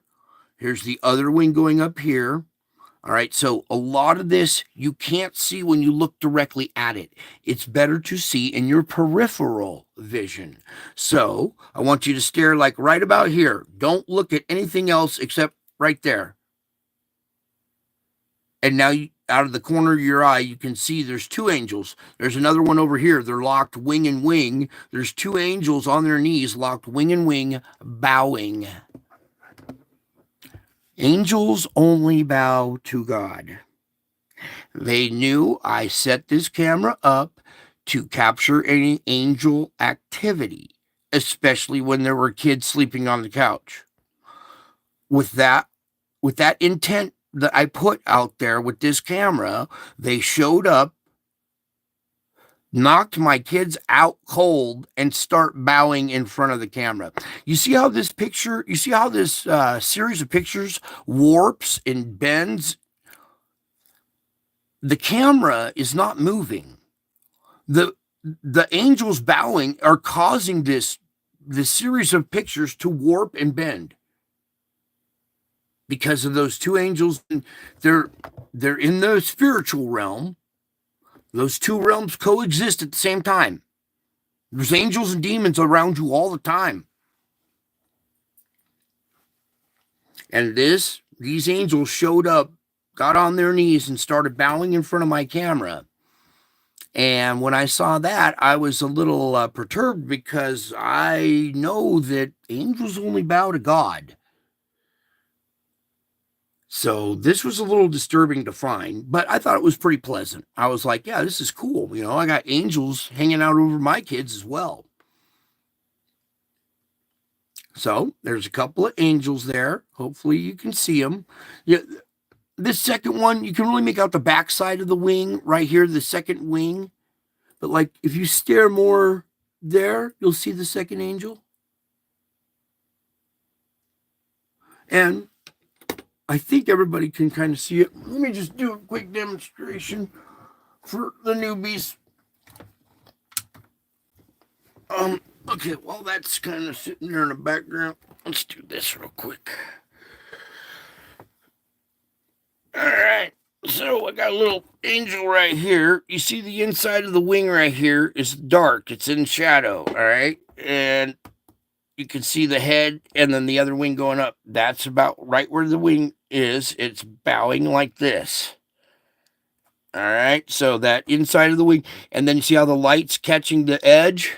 That's the light catching the edge of that wing right there. All right, so you guys should be able to see that. Most of these people have spiritual eyes. So. Angels bowing. And then they told me a message. Oh boy, a message that shocked the hell out of me and it sent me for a loop. My life has turned upside down ever since. And if I told you the message that they told me, it would sound too outrageous. So we have to do it this way instead, so you'll understand a little. Again, when you're looking at this, miracle /hint/clue. Okay, it's a clue. It's a hint. It's a real miracle. A real angels. Angels are real. There's no if, ands, or buts about it anymore. The spiritual realm is 1,000, 5,000% real. No ifs, ands, or buts about it anymore. No questioning it anymore. Start living a spiritual life now. I know it's hard. It takes practice. I'm out there in it with you, okay? And I struggle just as hard as you guys do with this stuff. I used to have patience and tolerance on a level that everybody who just looked at me was like, "What? How could you put up with that and be patient and tolerant of that?" And I'm like, "Well, I just kind of my way, I learned some things in life. It's better to just kind of let that shit slide." Since this stuff started happening to me, that peace and that tolerance is slipping away. I thought it would be getting stronger, but it's slipping away. And I'm like, wait. I got my faith is rock solid. Why is it slipping away? Why? And it's just being tested so hard beyond levels that you thought you were capable of, until you are just begging, Jesus, please, just can I have some peace? And the answer sometimes is no. No, you're not going to have peace. You are going to learn to deal with what's happening. Once you learn to deal with what's happening, then you will find peace. So it's hard. We struggle with this. We're in a testing ground, okay? Everybody wanted to know, what's the meaning of life? What's the meaning of life? What's the meaning of life? It's like one of the great mysteries, the great secrets. You guys ready for the answer? You guys ready for the lifelong, age-old answer to the age-old question, what's the meaning of life? It's a test of character and your faith. First, a test of character. Usually, that crumbles down to the level where you hit rock bottom and you have to rely on faith. Then your faith turns you around and rebuilds new character. That's what this is, a testing ground for building character, testing it and building it and testing it, breaking it down, building it back up. This is what makes you tough. This is what makes you strong. Imagine the spiritual battle in heaven when you're up against demons. We can't have a bunch of weak, lily-livered. There's so many other words I want to use. We need some people with courage, with fortitude, with conviction and faith so unshakable that it's knowing. It's not even faith. It's to the point of knowing. So when something manifests in the physical right in front of you, you will know that your work, your words, your commands have authority against darkness. Okay? Something appears in front of you, you know what to tell them. In the name of Jesus, I rebuke you. And you know Jesus lived, so they know that your rebuke is real. It's not just a guess. Hey, I'm hoping this is going to rebuke you. No. You have a spiritual power and authority that just goes wasted, unnoticed, unrecognized, unused. It's if we could really team up together, we're unstoppable. Okay, some beautiful angels right there bowing over my kids, just like the other kid that was sleeping, same couch. There's a lot of activity. Most of the activity happened in this room right here. Here I am. I'm sitting on the couch. I'm about to do my thing. I'm praying, and the camera's already set up, and I'm just saying some prayers beforehand, but there's an angel standing over here to the right, and it swings its wing in between me and the camera.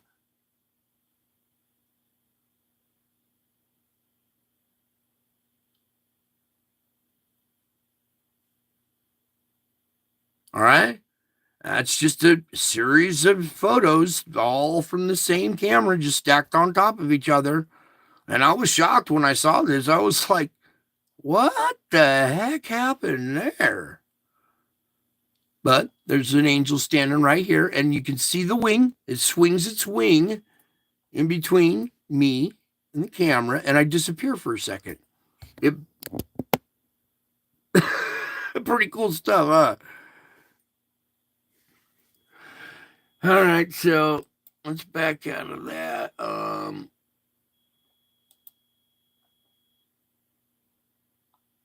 This is not an angel, but this is an entity that's lifting up my bike and spitting on it. This is actual physical poltergeist activity, moving objects and spitting bolts, fiery darts. I used to call them bolts of energy, but in the Bible, they're fiery darts. All right. What was the other angel one I had? Oh, yeah. Right here. All right. Now, maybe we can capture this one better. Okay. Angel wings come up, go down.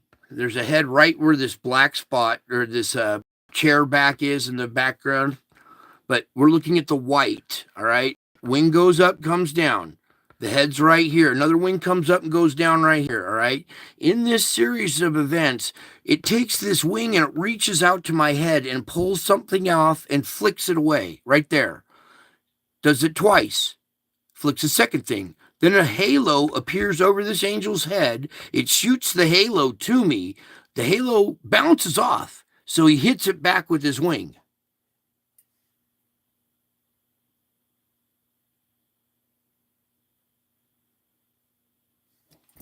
All right, so there's that. And I woke up. I sensed something was at the foot of my bed, and I'm in bed. This room is all dark. There's no lights on. I just sensed something was there, so I picked up my phone and I started just taking pictures in the dark with my flash on. And there was an angel at the foot of my bed, and he removes two things off of my head. They're like afflictions, we'll say. And then he shoots me. Well, what looks like a halo is actually a crown. I rejected it. I didn't want that crown. But he's like, no, it's yours. And he hits it back to me.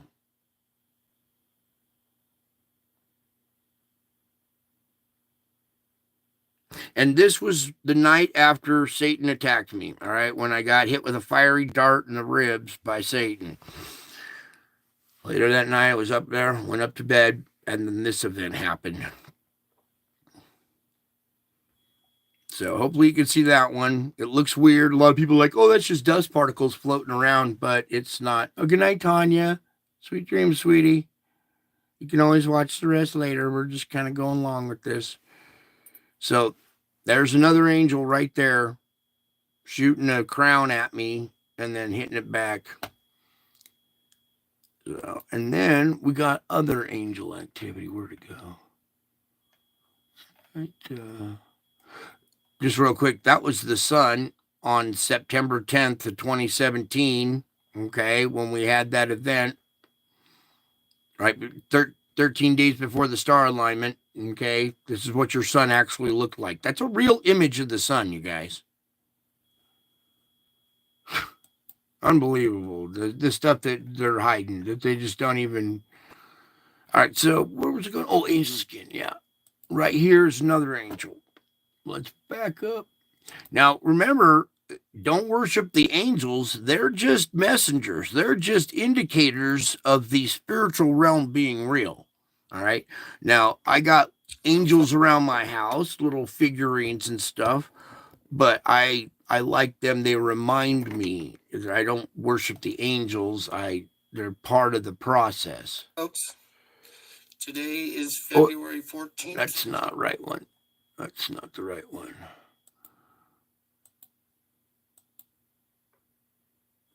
Videos. This is the one we want. All right, here. Because that was the original footage, and then I was able to finally get a computer program that has a filter. Ball with an eye in it, this white orb.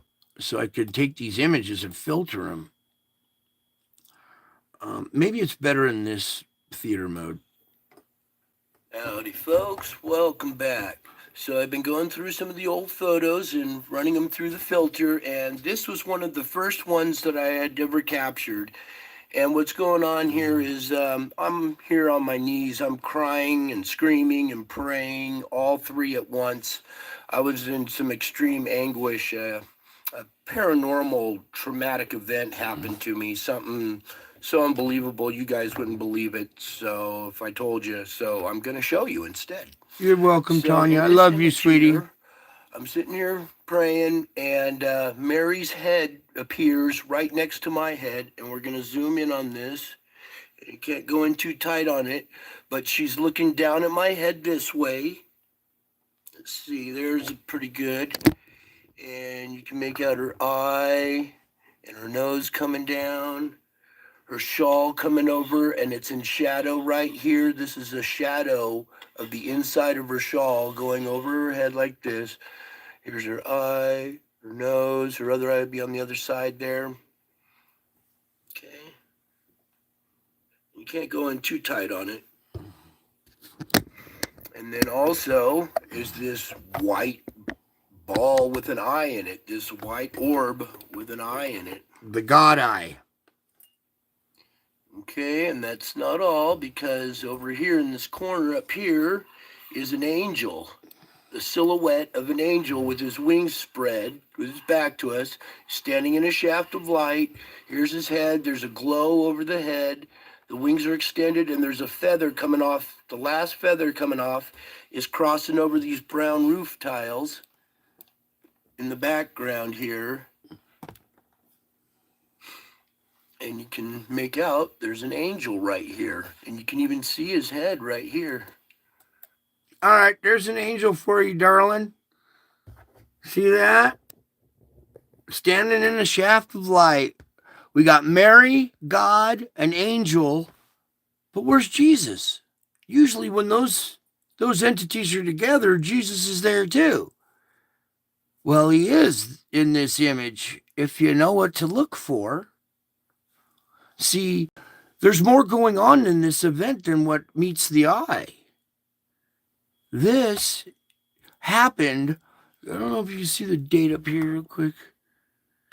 October 5th of 2017.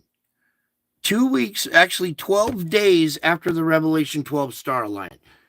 How close? 12 days after the Revelation 12 star alignment. This is an anointing ceremony. An anointing ceremony. I was anointed by Mary and God and angels. So there's the angel with his back to us and his wings spread. Yeah, you can see a lot better with the filter. Before it was really faint and it was hard to see. Same with this. This came out a little bit better here. Yeah, there's Mary looking down at my head because I was in anguish. I mean, what happened to me was just so disturbing. I can't even describe it. Here I am in anguish, and here's my mother here to console me with God and angels. Okay? I was in anguish. I'm crying and screaming and praying. I mean, you wait till it happens to you. You're going to go, what the hell? I have never, ever experienced anything like this. You will know that it is a religious experience by the feeling that's inside of you. Okay. And it was that feeling, that despair, just the anguish that caused this ceremony, this anointing ceremony. All right. I did some special stuff in the past just before this some spiritual achievements that I guess were of the caliber that I was chosen or anointed, or I don't know. Well, no. I do know. It's just very complicated. All right. Ball with an eye in it, this white Now, orb. just the day before event, this event happened. Okay. So on October 4th, the day before Mary showed up, this event happened, but I didn't know about it. The first ever thing that I captured on my security cameras was what you just saw, Mary, that angel in the God eye. Well, that was the first thing I ever saw on any of my security cameras. After that, I started doing the setting it up and capturing angels and doing experiments, testing the spirits, you know what I'm saying, making sure we're dealing with angels and not demons. All right, so we're testing the spirits. I also have this display of the sun and Nemesis here, I was trying to do a three-dimensional replica of what that sign that God showed me, and I was taking pictures of this to send it to the scientist so he would be able to see three-dimensionally in that two-dimensional page that I've showed you. Anyways, set up, but what happened here, I didn't find until years later. There was a voice that came to me and said, Brian, you need to go back. You missed something. And I'm like, did I really just hear? I need to go back. I missed something. So I went back through the security camera, and the day before Mary showed up, this incident happened. Play right here. And this was actually captured the day before the other picture, but I hadn't found it for years later until I was digging around through my old pictures and stuff, and went even further back to see if I'd missed anything, and I captured this one. And we're going to zoom in to this streak right up here, this one right here. Just bear with me for a second here. Now, hopefully, you can see that we have a lady's profile here. Here's her eye, here's her forehead, her snub little nose, here's the bottom jaw. She's smiling, she's looking down, and she's holding a baby. And here's the baby's head right here. Here's the face, the back of the head. Here's her arm cupped around like this, and she's holding the baby. Now I'm going to run this through the filter real quick, and it's going to enhance it, but a little bit too much. See, now you can really make out her profile a lot better and see her face, and her headdress is coming over and going down back behind her. And you can still make out the baby's head right here. And maybe if I pull back a little bit, there we go. And this was captured on October 4th. So this was about 11 days after the Revelation 12 sign. All this stuff started happening to me just prior to the Revelation 12 sign, and then right after it. So it said the woman was about to give birth. Well, it looks like maybe she gave birth, and here's the little baby being caught up to God. The child that will rule the planet with an iron rod, a spiritual child, a spiritual entity, a child that will lead us all, was born in my manger / garage, lower garage, playroom area. That's a miracle. That's a hint. That's a clue. Hint, hint. Clue, clue. Born in my garage. Spiritual entity. My life turned upside down. Everything changed. Everybody, oh my God. Everything, the whole perspective of this world changed. All my friends turned just weird. I didn't know my friends. I thought they were my friends until I really was exposed to who people really are. I saw their true colors, and I was like, what the hell's going on? Okay, there's your Revelation 12 baby being born in my garage the day prior. Then the next day, after I go through this affliction, I'm in extreme I'm crying, screaming, and praying all at the same time. And then Mary shows up with God and an angel, starting to see what's going on here. Are you guys starting to understand who I am? When you start to understand, and then you give just a tad bit of trust, if you trust me for just a second and the realization hits you that you are listening to Jesus, you are listening to God right now over YouTube, something magical happens. Something miraculous happens to you. You start to live free and abundantly. It's a gift I give to you. I want you to know and live free and abundantly. This is the spiritual realm, 5,000% real. This is more real than your ship hitting the bridge today, because this will last for eternity. The bridge will be gone. The ship will be gone. This whole planet will be gone. But this will still remain. Guess what? You guys got a new king. Hi, nice to meet you. My name's Brian. Thanks for coming to my channel. Thanks for giving me 5 minutes of your time to see some precious images that I can't get my own family to give me 5 minutes of their time. Does that sound familiar? My own flesh and blood, I cannot get 5 minutes of their time to look at this stuff. They hate this stuff. It's embarrassing to them. Yet, for you guys, I can get 2 hours of your time and you're enthralled. So, who's really more my family? You guys or the people who don't believe me?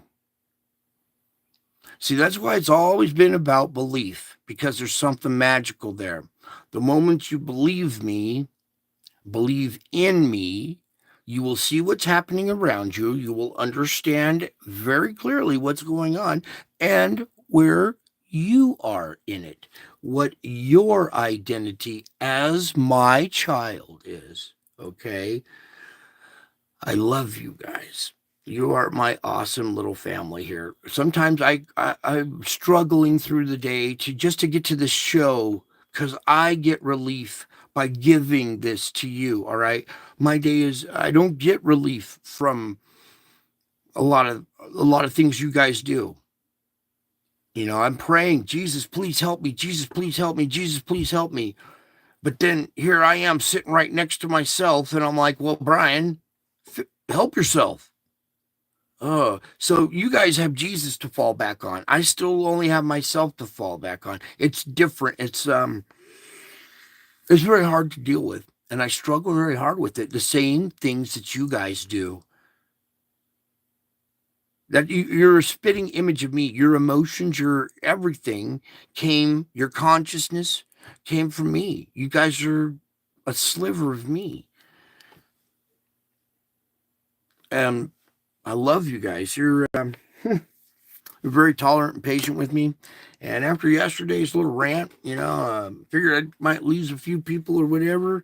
But just to let you know, I'm a person. I'm a person. That's why you guys are people. You have personalities. We're all characters. I have feelings and emotions as well. God has feelings and emotions. If he didn't, how could you possibly have them? He has to in order for you to. All right? So check it out. I'm hanging out with you guys. I am a person just like you, made in my image. We're spiritual beings having a human experience. We are learning spiritual lessons, accomplishing spiritual achievements in this realm. So when we carry on into the next realm, we will have learned some spiritual achievements, and we'll be tougher, smarter, more full of just love. So This one might seem a little different. She looks kind of reptilian or whatever, her face, but it's an angel. This is the Revelation 12 virgin having the baby. Okay. It was a real baby. It's not a physical being, it is a spiritual being. A child was born into a grown man. All right. I inherited this new spirit. All right. And it was something different than I was used to. I'm just a normal guy. I never thought that this was going to play out like it did. But thankfully it did. Thankfully, this is happening to me because some of the stuff is just so off the hook that I can't even describe it to you. You wouldn't believe me. And if it happened to you, you would probably lose your mind and be in the mental ward. So I've found, inner strength, fortitude. I know that the mental ward has their way of looking at things and I have to play their games, right? What's unfortunate is I'm not the one who's mentally wrong. It's the rest of society. All right. We have a society that is, bipolar morphism. That's what they like to call me, bipolar morphism, except I'm truth. So that means what you're talking about is everybody else has the bipolar morphism because I'm showing you the truth. I'm telling you the truth. I am the truth. So that means it's you who has the bipolar morphism. So I've helped a lot of doctors. I've helped a lot of people. I've dealt with a lot of police officers, just all kinds of, patients in the mental ward. I've been in every mental ward here in this county as a client, and I did more help for them than their doctors did. You know how? Through love, just plain old love. And people just want to be loved. The nurses and stuff there, they just apply the medicine, right? Go take your take your meds and go to the psych class. No, the person wants a fucking hug. They want to be acknowledged and recognized and appreciated and loved. They snap right out of it as soon as you love them. It's not too hard to figure out, but I guess it is for most of the world. But there you go. Pretty simple stuff. There's your Revelation 12 baby being born in my garage. And then the next day, after I go through this, I can't tell you. It's just too gnarly. You wouldn't believe it anyway, so I just leave it. But the next day, while I'm in this, I don't even, what is the term I used? Head appears right next to my head, and we're going to zoom in. Paranormal traumatic event happened to me, something so unbelievable you guys wouldn't believe it. So if I told you, so I'm going to show you instead. There. So look. Image here.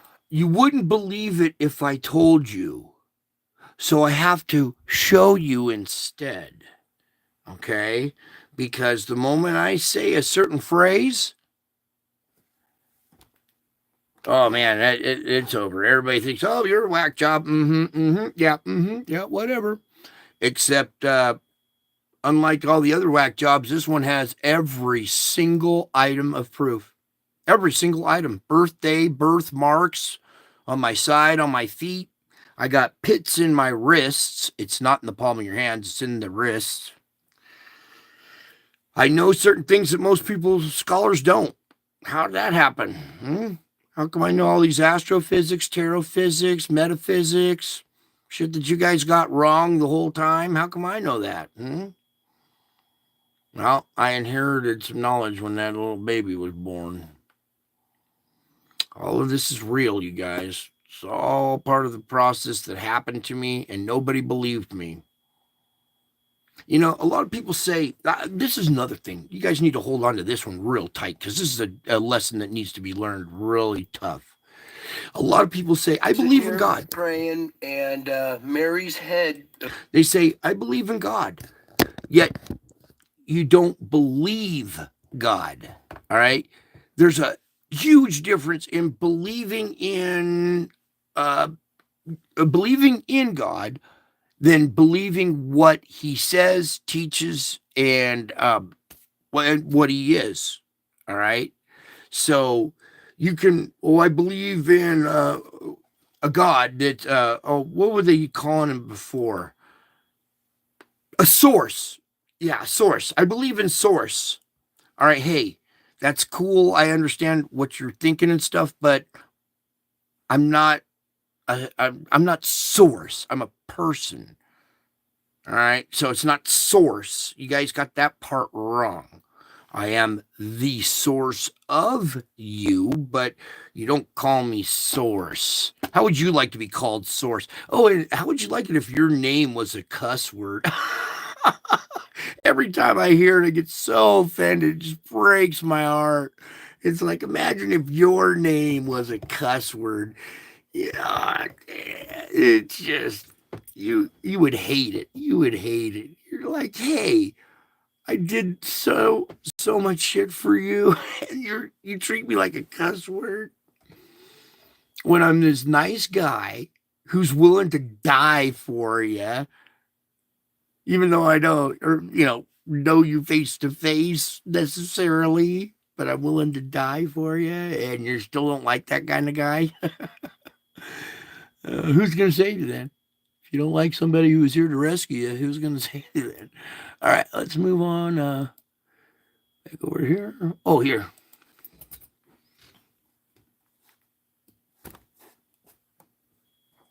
We have some volume on that one. A bobcat out here on our lawn. It's going to be an epic storm. I knew I seen bobcat before. In a long, long time. That is not a normal house cat. Wait till it runs, you'll see. And I think this one's going to be even a little bit bigger. Even though the low pressure is not going to equal that of the last storm, it's still going to be extremely large, covering 1,500 miles, multiple states. By the time it's done, it's probably going to affect over half of the United States. And you're looking at right now, this is There it goes. That was bobcat. showing the Whoop. Yeah. That's not the other one. Just showed you the little bobcat there. See, we live on a boundary zone where wild animals from the forest come up to feed. Or come down to feed, like this bobcat right here. They come down to the Bobcat out here on our transition lawn. zone. 1,500 miles, multiple states. By the time it's done, it's probably going to affect over half of the United States. And you're looking at right now, this is There it goes. That was bobcat. multiple states. By the time it's done, it's probably going to affect over half of the United States. And you're looking at Yeah, there we go. Cute little sucker. He's all twitching and jerking and looking around. He's hunting for rabbits in our yard. So we got bobcats, but then we also get deer that come up from the valley down below to the transition area to eat all the seed out of my bird feeder. Gotcha. Eating all the bird out of my seed, out of my bird feeder. Got some cool images, lion faces in the clouds right here. Okay. Let's see. Let's go back to the other ones a little better right there. All right, the two eyes, the nose, the mouth. This lion face right here. Stuff is in the sky all around you guys all the time. If you could see what was in the sky, you guys would not leave the house. You would pray every time you leave the house. In fact, now it is so intense that when I leave and I go outside, I'm out in it. I'm out in this weird, like, movie set. I'm out in it. It's all this stuff is all over the sky. Entities looking, smiling, mimicking my mood by a pouty face or smiling or whatever my mood is. They will mimic it in a face. And just all over the place, these faces pop out of the sky. UFOs chasing me, angels following me, demons attacking me, all this great stuff because of who I am. All right? It's all because of who I am. In fact, you know what? Let's take a little break right now and do some reading. Okay. Yeah, give me a second here, get my light set up. Everybody take a nice long deep breath. All the way in, all the way out. Do your breathing exercise here. Calm down, grab your blanket, your soda, your kitty, your roommate. Curl up in your car. Wherever you're doing your thing with me, get all settled in. Because here we go. Pretty cool having the best buddy live on YouTube, huh? I could do anything I want, right? So why not be on YouTube?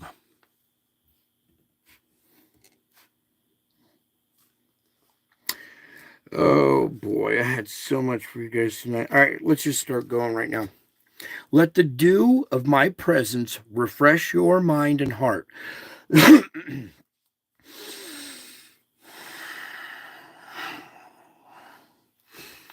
Let the dew of my presence refresh your mind and heart. So many things vie for your attention in this complex world of instant communication. This world has changed enormously since I first gave the command to be still and know that I am God. However, this timeless truth is essential for the well-being of your soul. This timeless truth is essential for the well-being of your soul. As dew refreshes grass and flowers during the stillness of the night, so my presence revitalizes you as you sit quietly with me.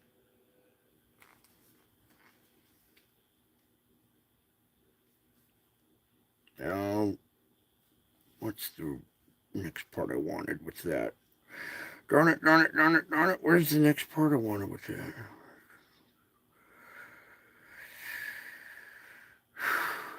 All right, here we go. Here we go. So back to where I was saying. This timeless truth is essential for the well-being of your soul. As dew refreshes grass and flowers during the stillness of the night, so my presence revitalizes you as you sit quietly with me. A refreshed and revitalized mind is able to sort out what is important and what is not. In its natural condition, your mind easily gets stuck on trivial matters. Like the spinning wheels of a car trapped in the mud, your cogs of your brain spin impotently when you focus on a trivial thing. All right? The cogs of your brain are they're spinning uselessly when you focus on trivial things. All right? As soon as you start communicating with me about the matter, your thoughts start to gain traction as you can move on to more important things. All right. So as you start to communicate with me, your thoughts gain traction and you can move on to more important things. Communicate with me continually, and I will put my thoughts into your mind. In closeness to me, you are safe. In the intimacy of my presence, you are energized. Come here. Look at this. Look at that and listen to me. In closeness to me, you are safe. In the intimacy of my presence, you are energized. No matter where you are in the world, you know you belong when you sense my nearness. Okay? So no matter where you are in the world, you know you belong when you sense my nearness. Ever since the fall, man has experienced a gaping emptiness that only my presence can fill. Everybody's got a hole in their heart that needs to be filled. And there's only one thing that fills that hole properly. It's not alcohol, it's not drugs, it's right there. Okay? It's hard, but it's the only thing that fills it properly. So, Ever since the fall, man has experienced a gaping emptiness that only my presence can fill. I designed you for close communication with your creator. Like we're communicating right now, kind of like this, you know? How I enjoy walking in the garden with Adam and Eve before the evil one deceived them. When you commune with me in the garden of your heart, both you and I are blessed. This is my way of living in the world through you. Together, we will push back the darkness, for I am the light of the world. I got these other stacked here. Oh, no. This one right here first. All right. See that right there? Listen, I am your best friend as well as your king. Walk hand in hand with me through your life. Together, we will face whatever each day brings pleasures, hardships, adventures, or disappointments. Nothing is wasted when it is shared with me. I can bring beauty out of the ashes of lost dreams. Okay? They're not lost. I can bring beauty out of the ashes of those lost dreams. I can glean joy out of sorrow. I can bring peace out of adversity. Only a friend who is also the King of Kings could accomplish this divine alchemy. There is no other like me. The friendship I offer you is practical and down to earth, yet it is saturated with heavenly glory. Living in my presence means living in two realms simultaneously, the visible world and the unseen eternal reality. The unseen eternal reality that's you're getting a little glimpse of here. What's that beeping? What's that? Okay. The friendship I offer you is practical and down to earth. I'm a practical, down to earth type of guy. Okay. It means living in two realms simultaneously, the visible world and the unseen eternal reality. I have equipped you to stay conscious of me while walking along the dusty earthbound paths. Do everything in dependence on me. The desire to act independently or apart from me springs from the root of pride. Self sufficiency is subtle, insinuating its way into your thoughts and actions without you realizing it. But apart from me, you can do nothing. That is, nothing of eternal value. My deepest desire for you is that you learn to depend on me in every situation. I move heaven and earth to accomplish this purpose, but you must collaborate with me in this training. Okay? I move heaven and earth to accomplish these purposes, but you must collaborate with me in this training. Teaching you would be simple if I negated your free will or overwhelmed you with my power. However, I love you too much to withdraw the godlike privilege I bestowed on you as my image bearer. I love you too much to withdraw the godlike privilege I have bestowed on you. I have bestowed it on you as my image bearer. You guys are my image bearer. Okay? And I bestowed that on you because I love you. Use your freedom wisely by relying on me constantly. Thus, you enjoy my presence and my peace. So, use your freedom wisely by relying on me constantly. When you're relying on me constantly and using your freedom wisely, you enjoy my presence and my peace. Okay? Pretty cool how that works, huh? It's just hard to practice.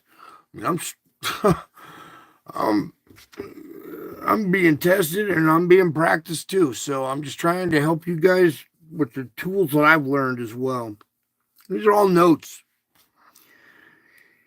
Um, okay, so everybody, take your deep breath. Feel me hugging you. I'm going to put my arms around you and give you a hug. And I want you to enjoy the warmth of my presence shining upon you. Feel your face tingle as you bask in my love light. I delight in you more than you can imagine. I approve of you continuously, for I see you cloaked in my light, arrayed in my righteousness. There is no condemnation for those who are clothed in me. That is why I abhor the use of guilt as means of motivation among Christians. Some pastors try to whip their people into action with guilt-inducing sermons. This procedure can drive many people to work harder, but the end does not justify the means. Guilt-evoking messages can undermine the very foundation of grace in a believer's heart. You hear me? I want you guys to get this through your thick fucking skulls. Guilt-evoking messages can undermine the very foundation of grace in a believer's heart. A pastor may feel successful when his people are doing more, but I look at their hearts. I grieve when I see grace eroding, with weeds of anxious works creeping in. I want you to relax in the assurance of my perfect love. Hear me. Hear me clearly. I want you to relax in the assurance of my perfect love. The law of my spirit of life has freed you from the law of sin and death. Hasn't it? Hasn't it?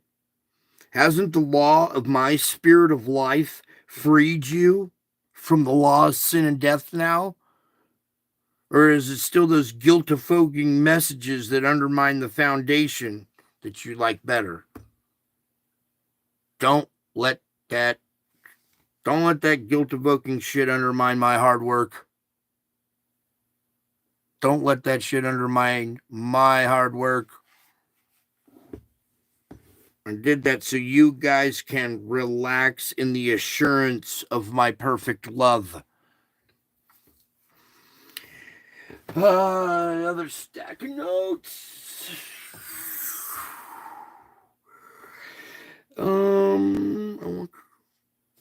Here we go. All right. I want you to have quiet confidence in me, your living God.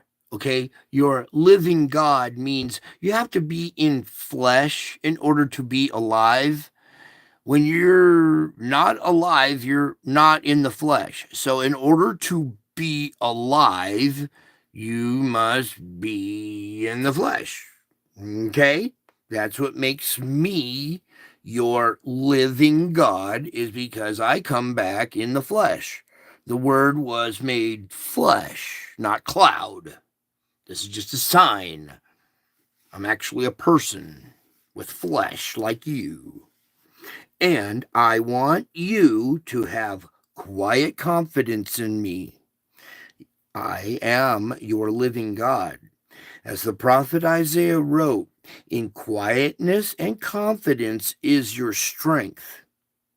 In quietness and confidence is your strength.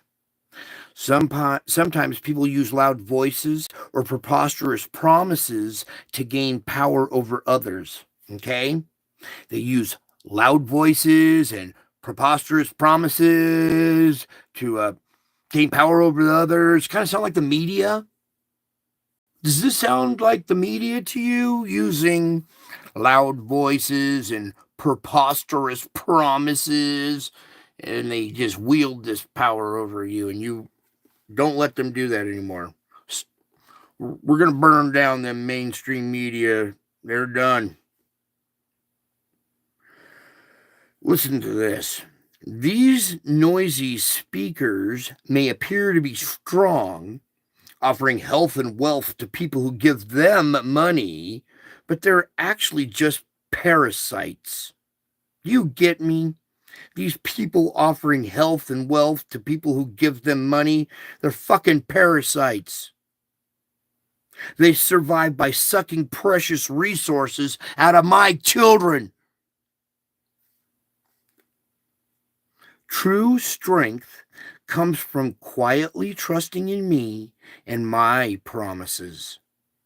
Rejoice that I am a living God, not some lifeless fucking idol. I am the living one. I showed you my birthmark. That birthmark means I was killed that way. I was dead, and behold, I am alive forever and ever. My power is infinite, yet I approach you gently and lovingly. Okay? I approach you, my loved ones, gently and lovingly. Spend time with me, cherished one, relating to me in confident trust. As you relax with me, I strengthen you, preparing you for the challenges you will encounter on the road ahead, basically tomorrow. I, right now, am recharging you. I am off.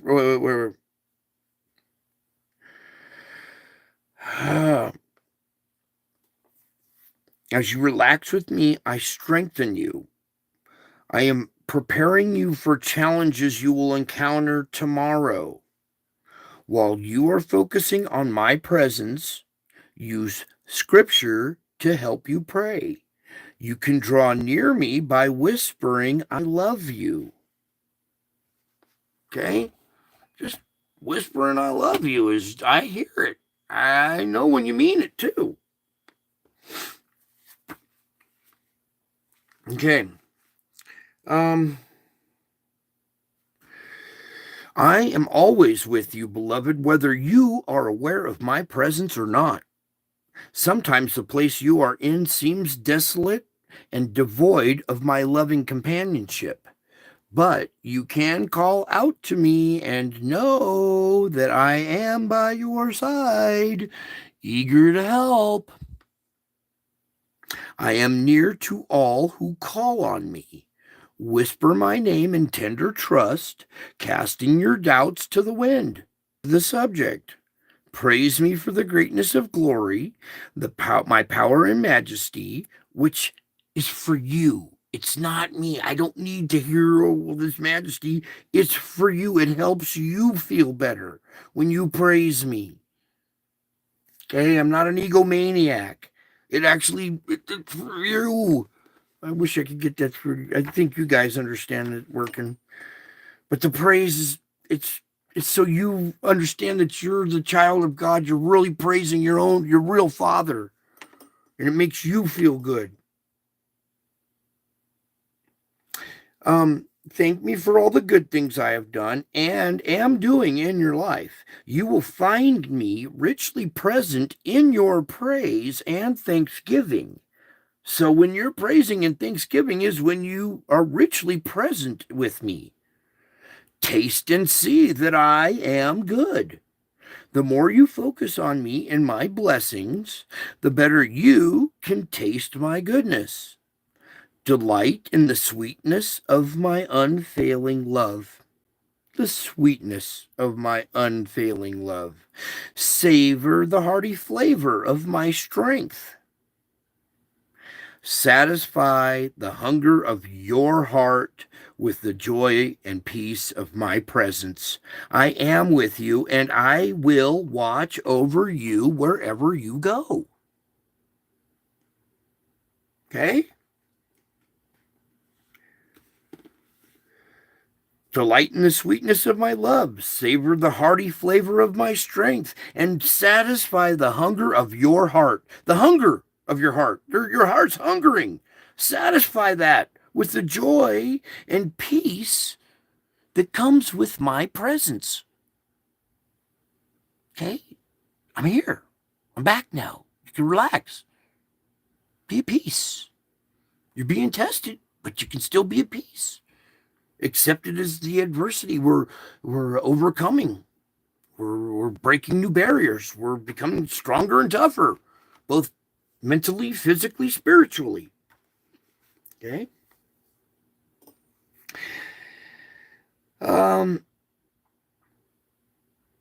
Yeah. I just delight in the sweetness of my love, savor the hearty flavor of my strength, and satisfy the hunger of your heart. Satisfy it with the joy and peace of my presence, for I am with you and I will watch over you wherever you go. Oh yeah, here we go. All right, a few more. You guys are dedicated. Look at this. Wow. All right. Come to me and rest in my presence. I repeat, come to me and rest in my presence. I am the Prince of Peace.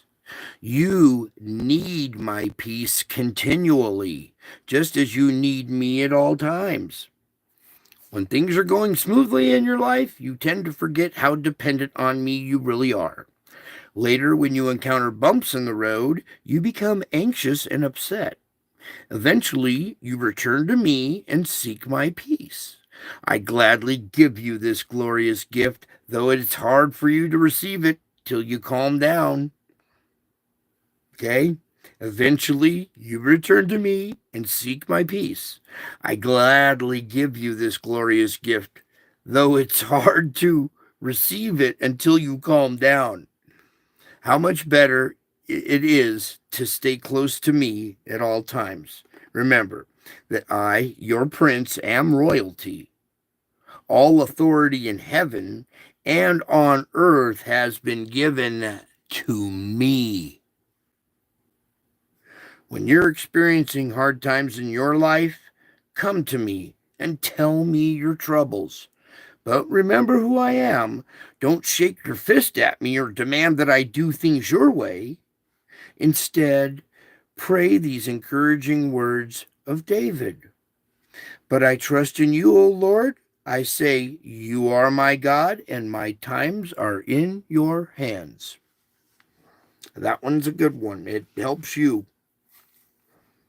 I trust in you, O Lord. You are my God. My times are in your hands. They are. Your times are in my hands right now.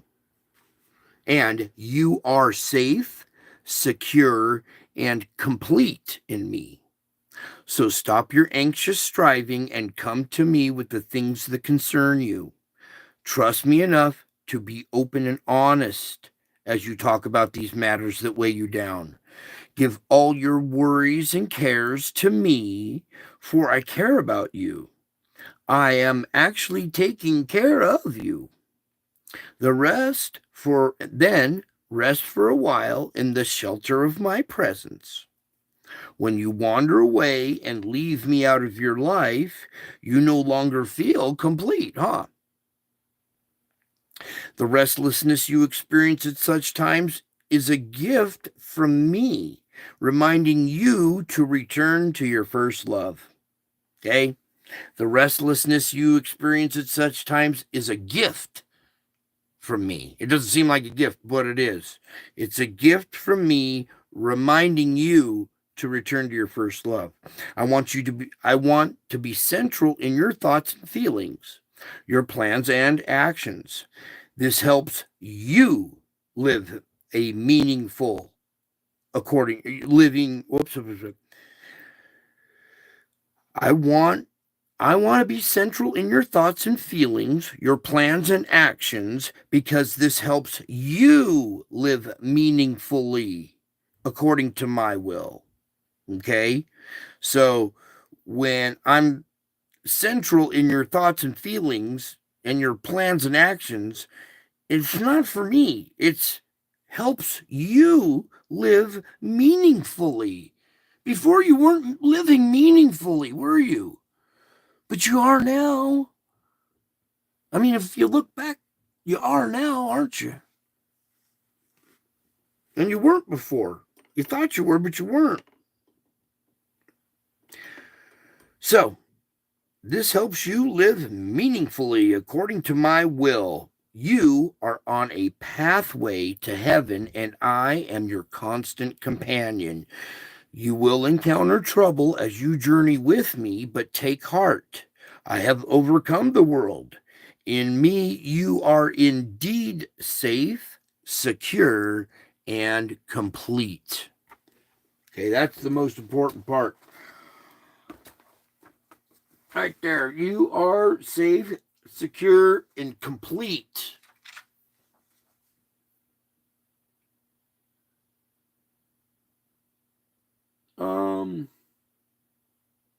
I guess we'll close with this one. Excuse me, I got you guys up so late tonight, huh?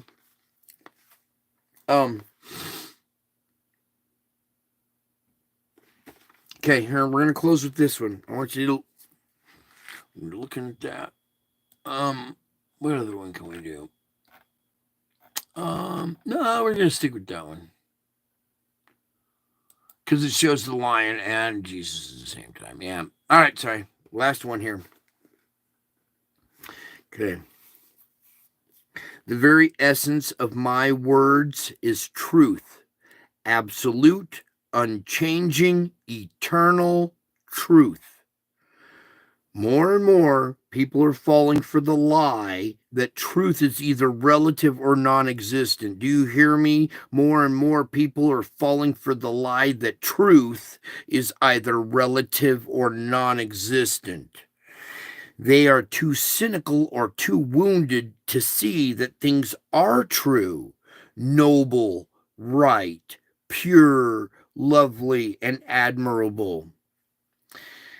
They tend to focus on what is false, wrong, impure, or ugly. Kind of like the bridge thing. That's why you don't want to focus too hard on the ugly, impure. This hurtful focus leads many to despair and what? Self-destructive behavior. Uh-oh. What does that? Oh, focusing on what's false, wrong, and impure and ugly leads many to despair and self-destructive behavior. Gee, where have we seen that before? How true is that? All right, so they're too cynical, too wounded to see that things really are true, to see the things that are true, noble, right, pure, lovely, and admirable. They tend to focus on what is false, wrong, impure, and ugly. Hurtful focus leads many to despair and self-destructive behavior. The God of this age has blinded the minds of unbelievers so that they cannot see the light of my gospel. The gospel radiates pure, powerful light that illuminates my glory, the wonder of who I am and what I have done. This good news has unlimited power to transform lives from despair to delight. I'm going to tell you this again. This good news has unlimited power to transform lives from despair to delight. All of my children, filled with my spirit, are well equipped to be light bearers, shining gospel brightness into the lives of others. I want you to join this glorious venture using your gifts and the opportunities I provide. I know you are weak, but that fits my purposes perfectly. My power is most effective in your weakness, remember? The gospel radiates pure, powerful light that illuminates my glory, the wonder of who I am and what I have done. This good news has the unlimited power to transform lives from despair into delight. Doesn't it? Doesn't it? If it does, then that means I have to be this. If I'm doing that, I'm performing that right now, right? That makes me who I say I am, doesn't it? It's because it's the truth. Rejoice. It's because it's the truth.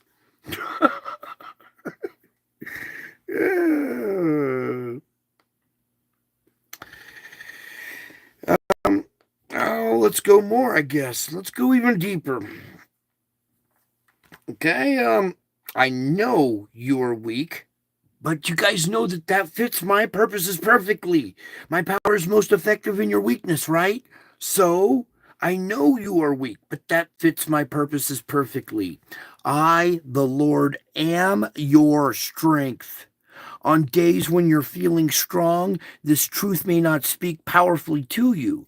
However, it is a lifeline full of encouragement and hope. Do you understand me?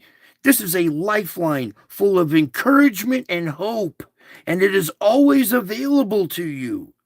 So, whenever you're feeling weak, your lack of strength can help you look to me and cling to this secure lifeline. You may call out to me at any time, Lord, save me.